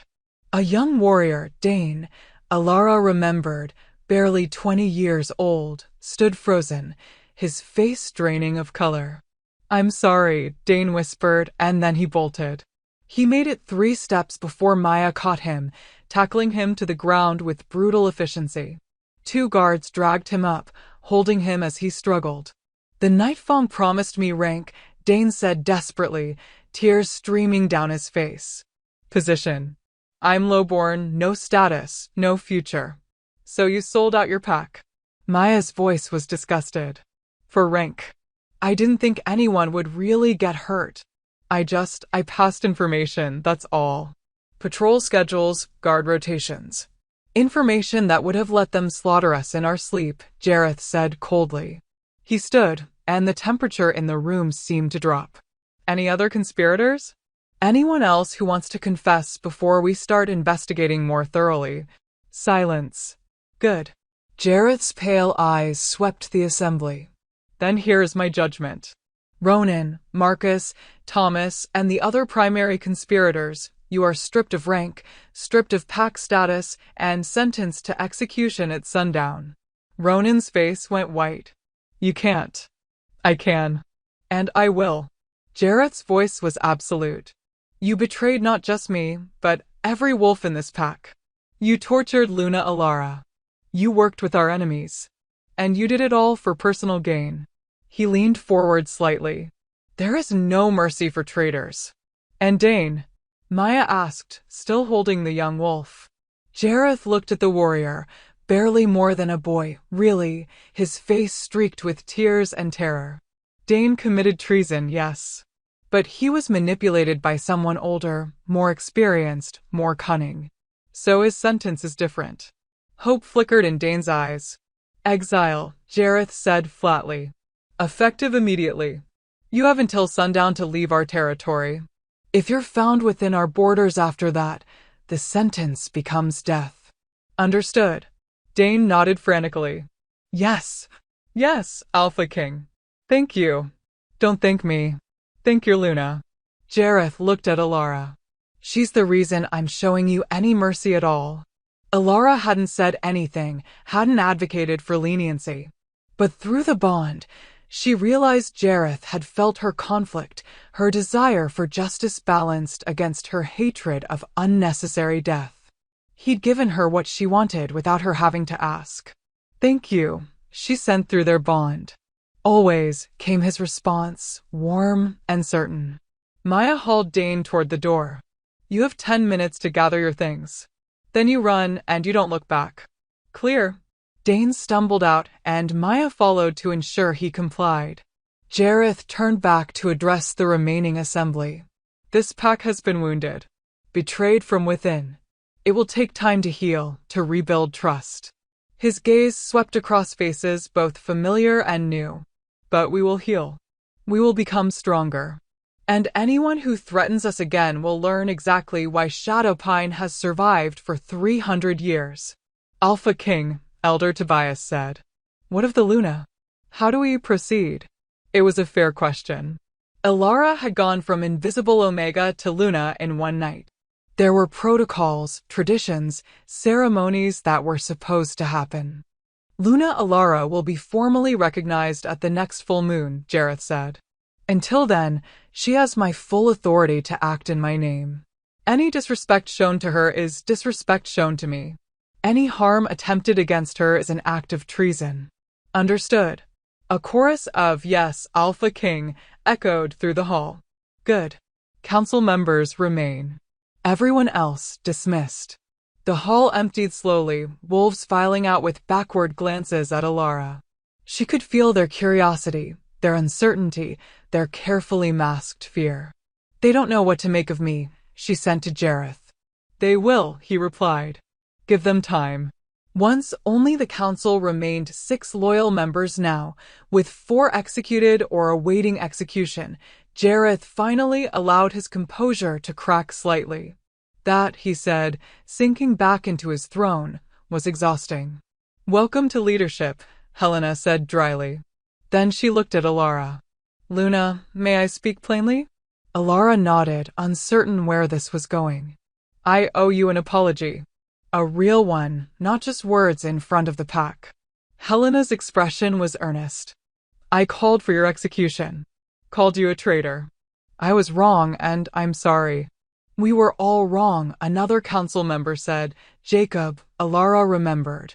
We let our assumptions blind us. Let our prejudices against Omegas, he caught himself, against wolves of low rank make us cruel. You don't need to apologize, Alara said quietly. You were protecting the pack. You didn't know. We should have known, Elder Tobias cut in gently. Should have questioned more, investigated deeper. Should have noticed that a young Omega was appearing with more injuries every week. His eyes were sad. We failed you, child. All of us. And I hope, in time, you can forgive us. Alara's vision blurred. She'd spent so long expecting nothing but dismissal, cruelty, invisibility. Having them acknowledge their failure, apologize for it, it broke something in her that had been holding strong through pure will. The tears came before she could stop them. Jareth was there instantly, his arms around her, pulling her against his chest. It's all right, he murmured. You're allowed to cry. You're allowed to break down. You've earned it.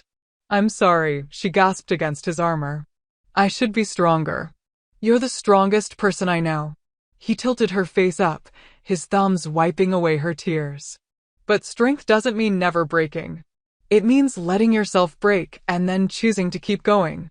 Through her tears, Alara saw the council members looking away, giving them privacy despite being in the same room. Saw the respect in their averted gazes, the acceptance of her vulnerability as strength rather than weakness. Maybe, she thought, maybe this could work.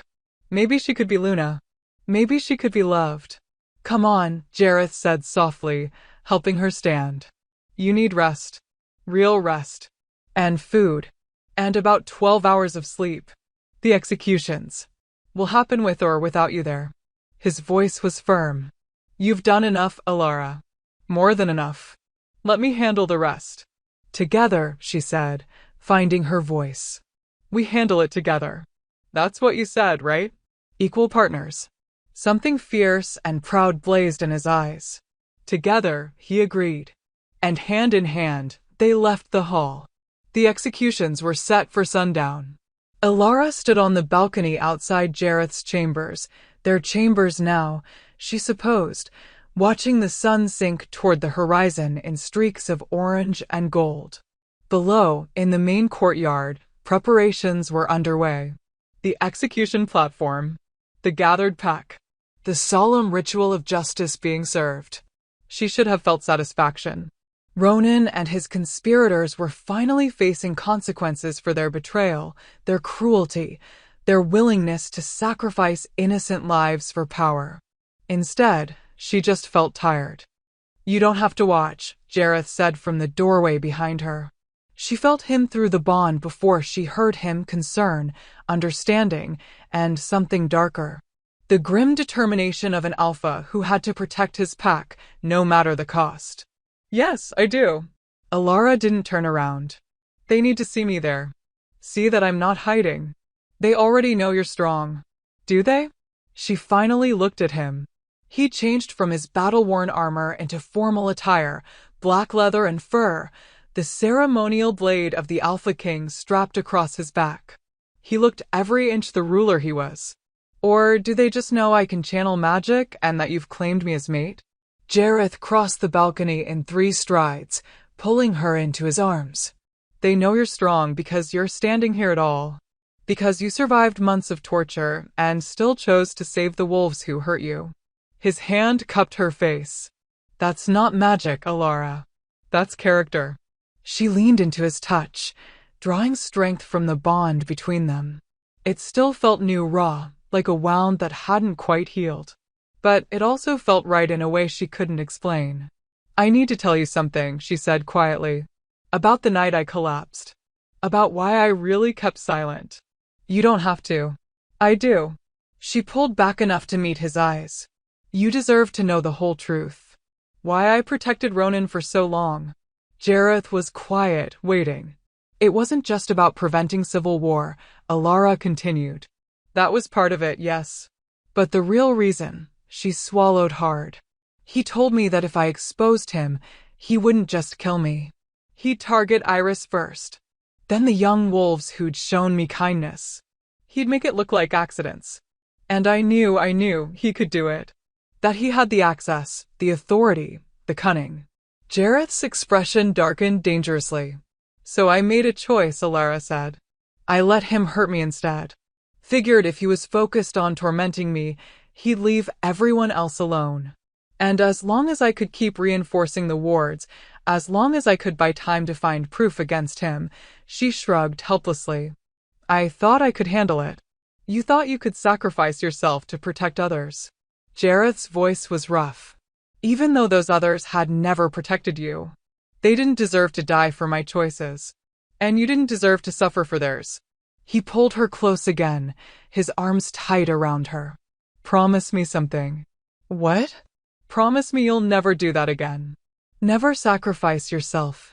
Never stay silent about someone hurting you. Never carry that kind of weight alone.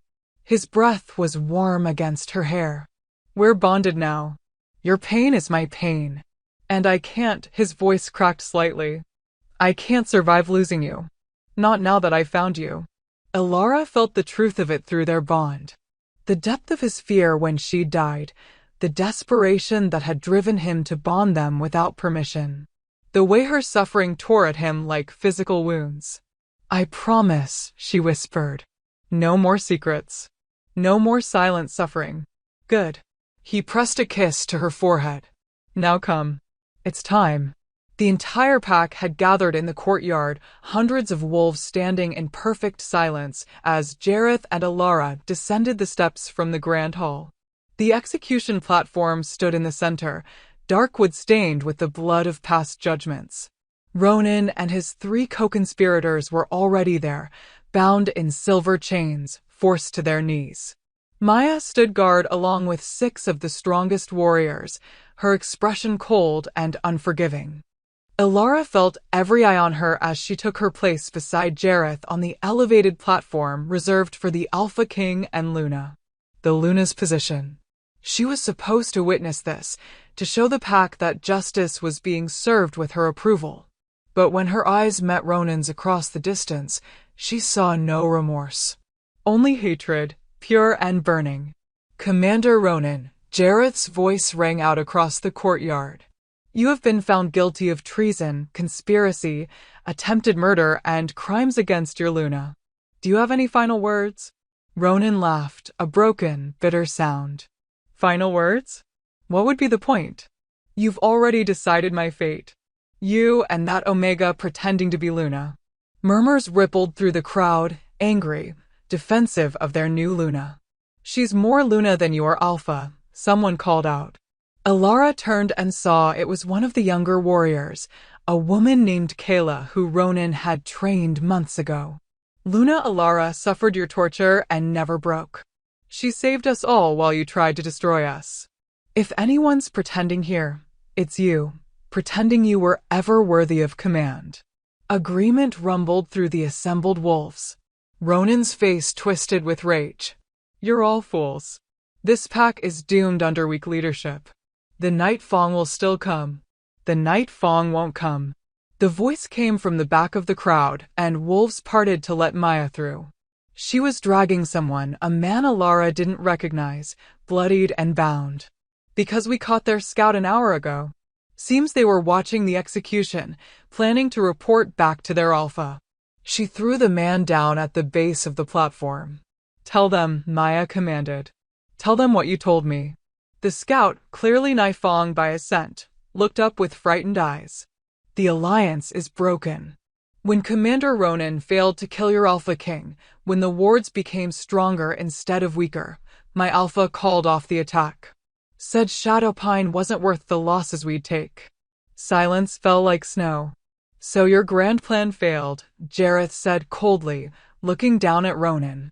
You betrayed your pack, tortured your Luna, destroyed your honor, all for an alliance that fell apart the moment you showed weakness. Ronan said nothing. There was nothing left to say. Then let justice be done. Jareth drew the ceremonial blade from his back, ancient silver, inscribed with the names of every Alpha King who'd wielded it.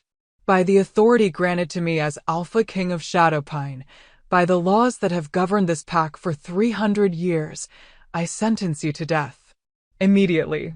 Finally. Absolutely.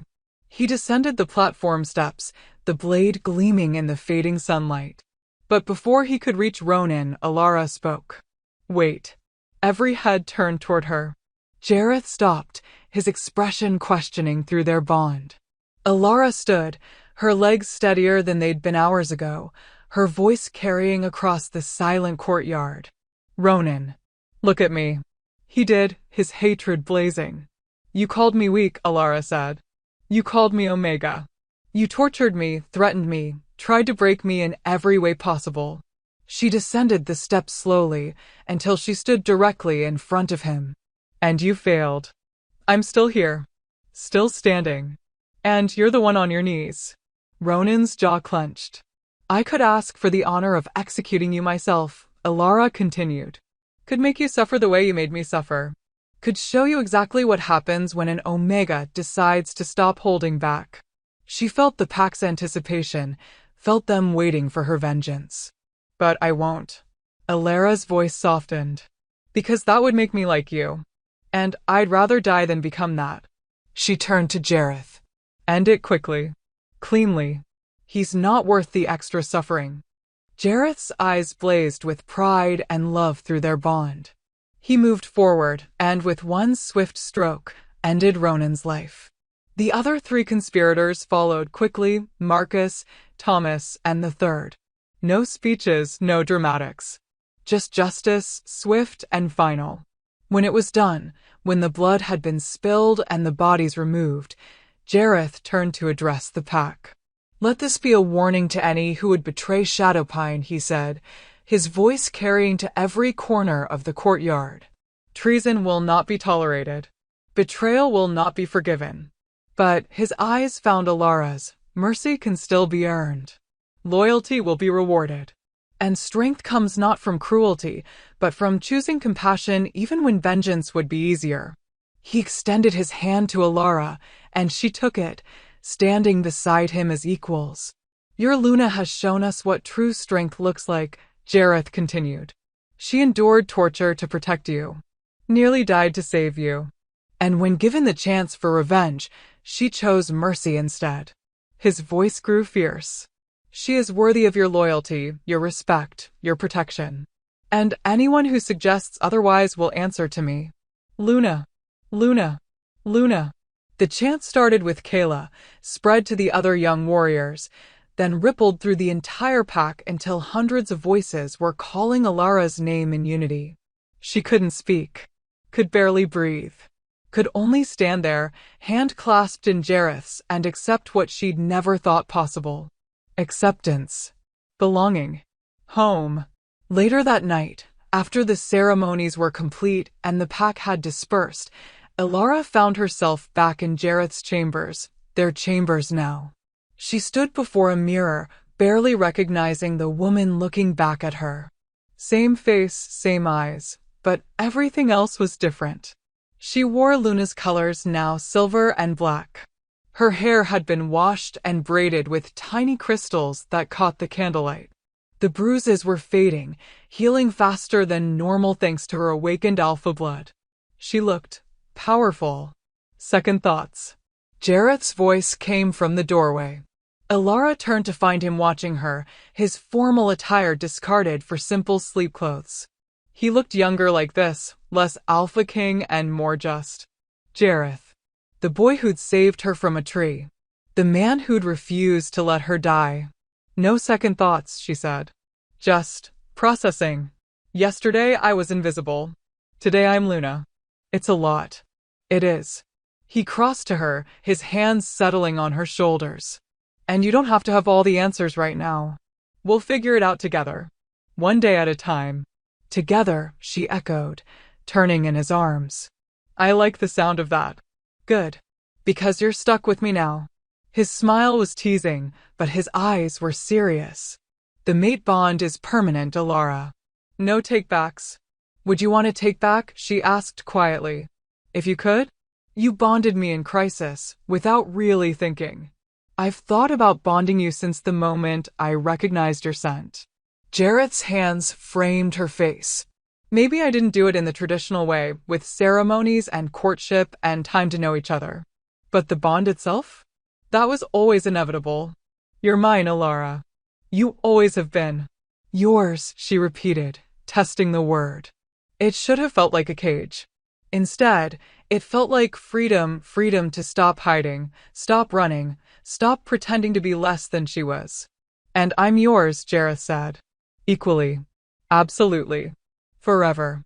The bond between them flared, warm and certain, and Alara finally, let herself believe it. She wasn't invisible anymore. She wasn't weak. She wasn't alone. She was Luna. She was loved. She was home. Forever, then, she whispered, and kissed him.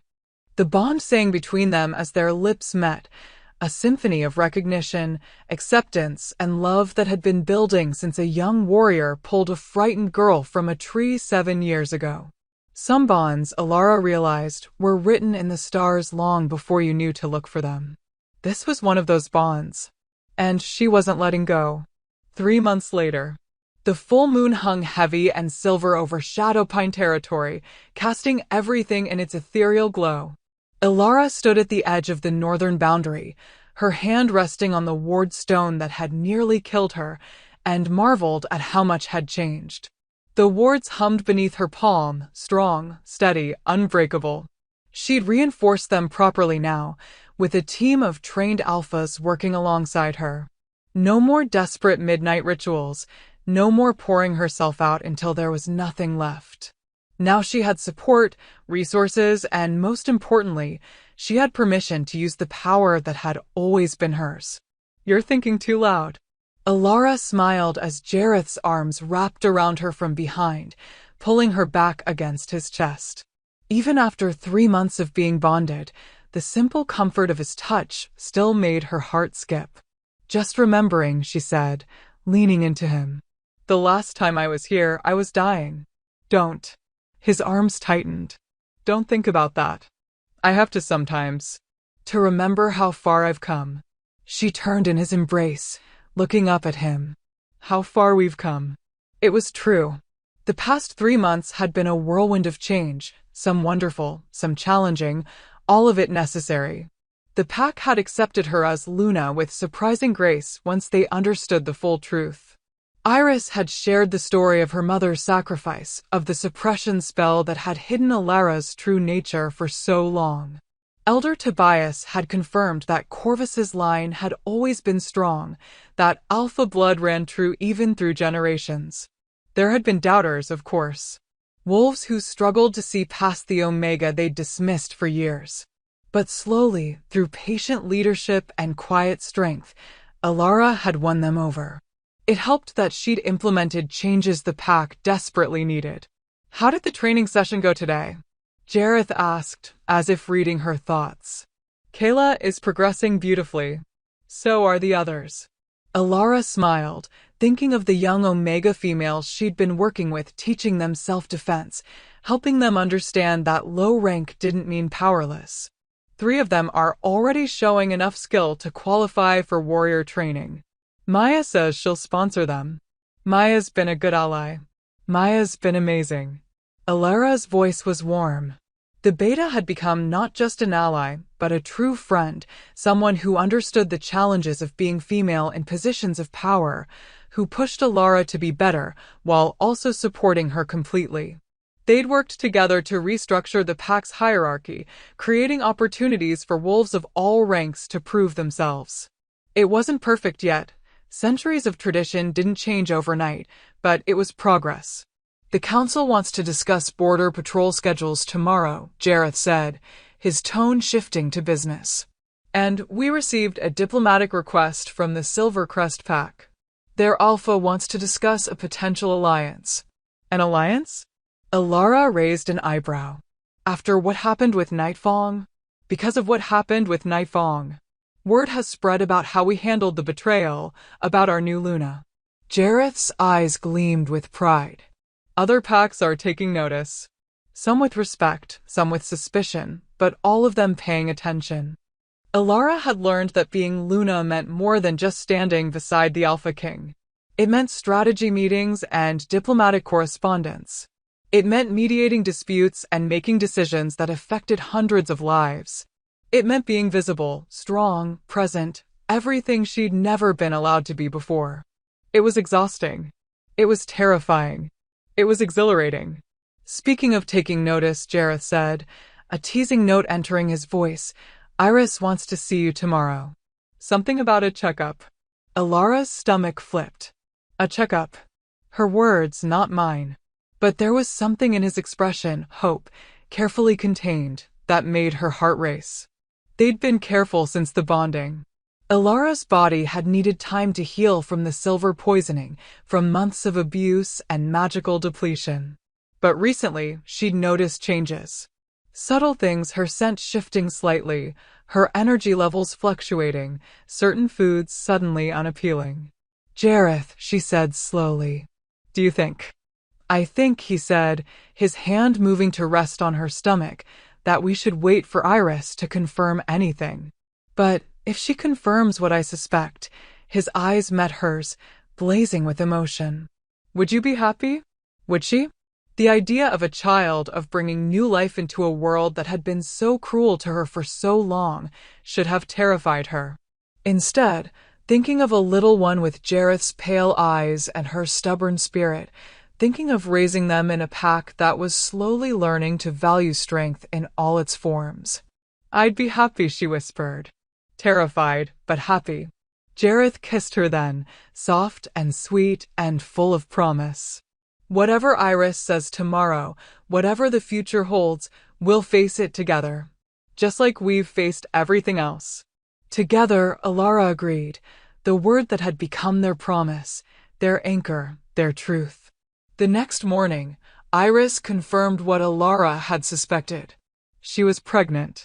8 weeks along, healthy, strong, a miracle considering what her body had endured just 3 months prior.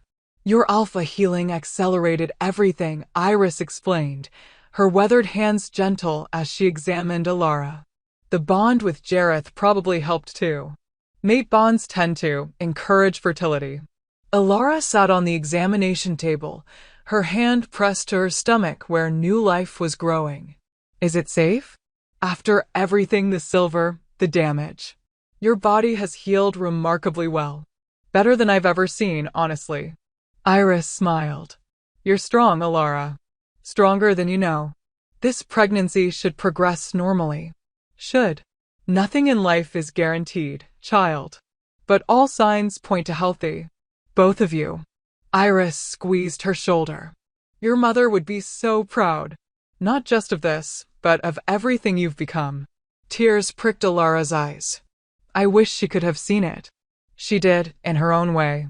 Every choice she made was to give you this chance to live, to thrive, to become the alpha you were always meant to be.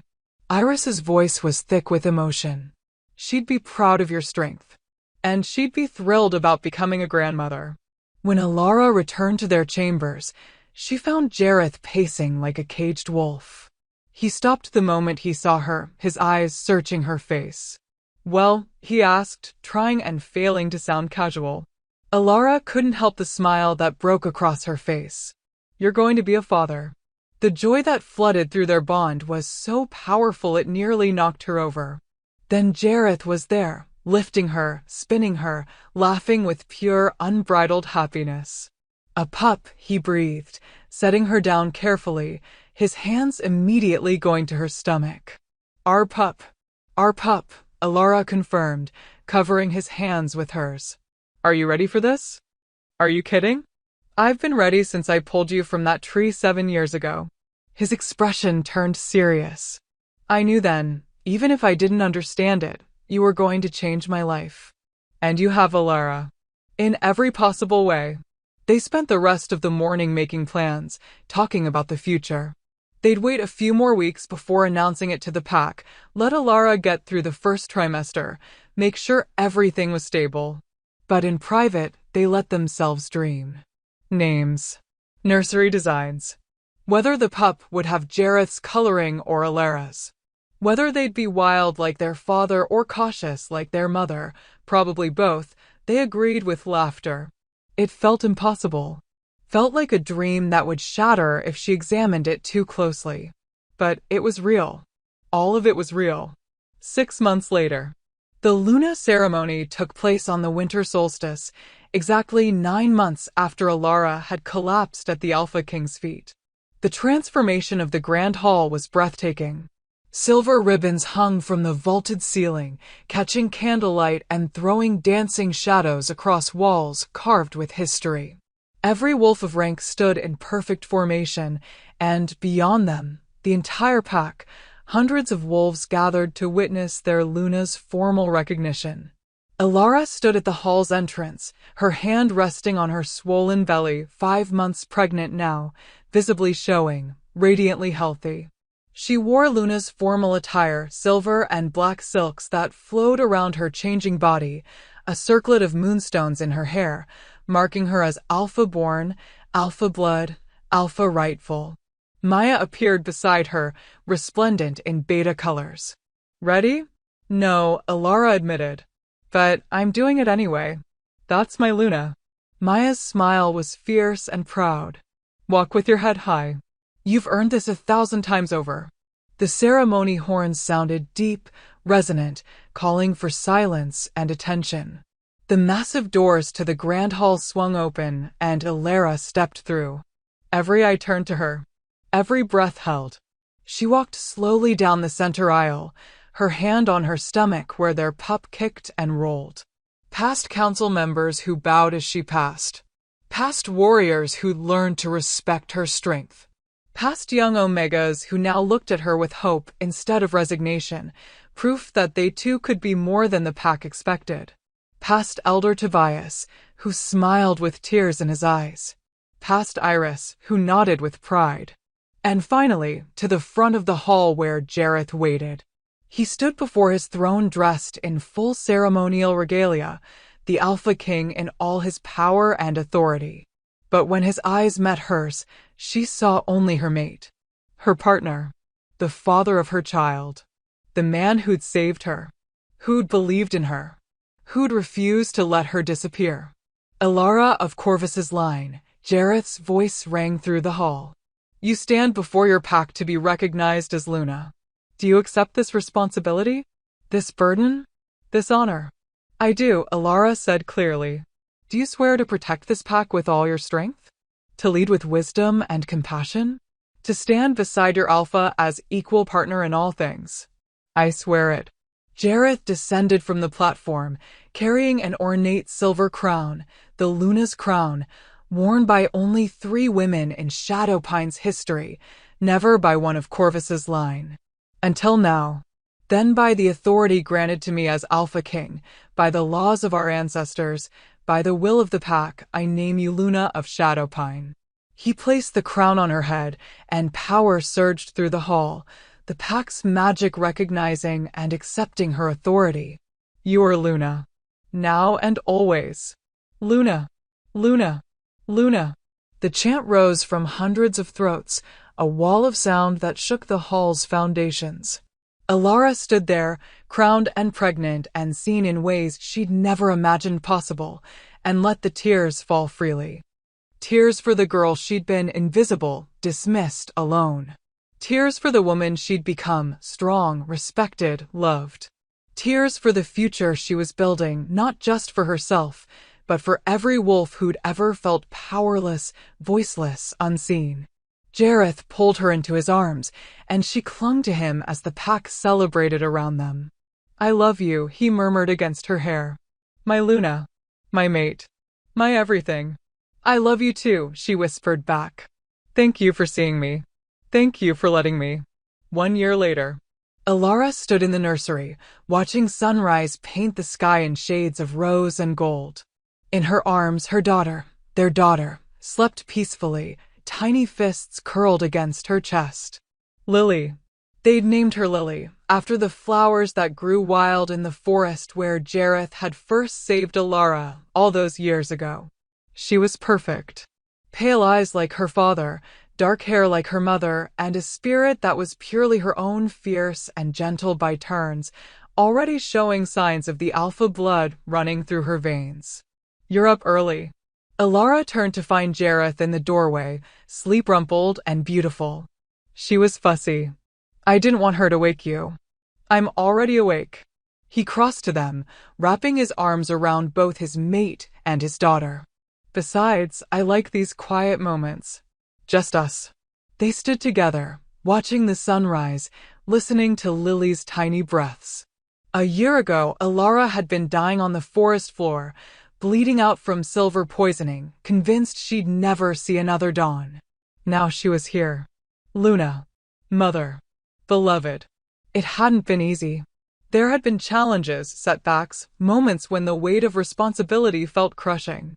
But she'd faced them all with Jareth beside her, with Maya at her back, with a pack that had learned to trust her. She'd changed Shadowpine in subtle but meaningful ways. Created programs for low-ranked wolves to advance based on merit. Established safe spaces for those suffering abuse. Reformed training protocols to emphasize strength without cruelty. And most importantly, she lived openly, visibly, as proof that power could coexist with compassion. That strength didn't require brutality. That leadership meant lifting others up, not pushing them down. What are you thinking? Jareth asked softly. That I'm happy, Alara said simply. For the first time in my life, I'm genuinely, completely happy. Good. He kissed her temple. Because you deserve happiness. You've always deserved it.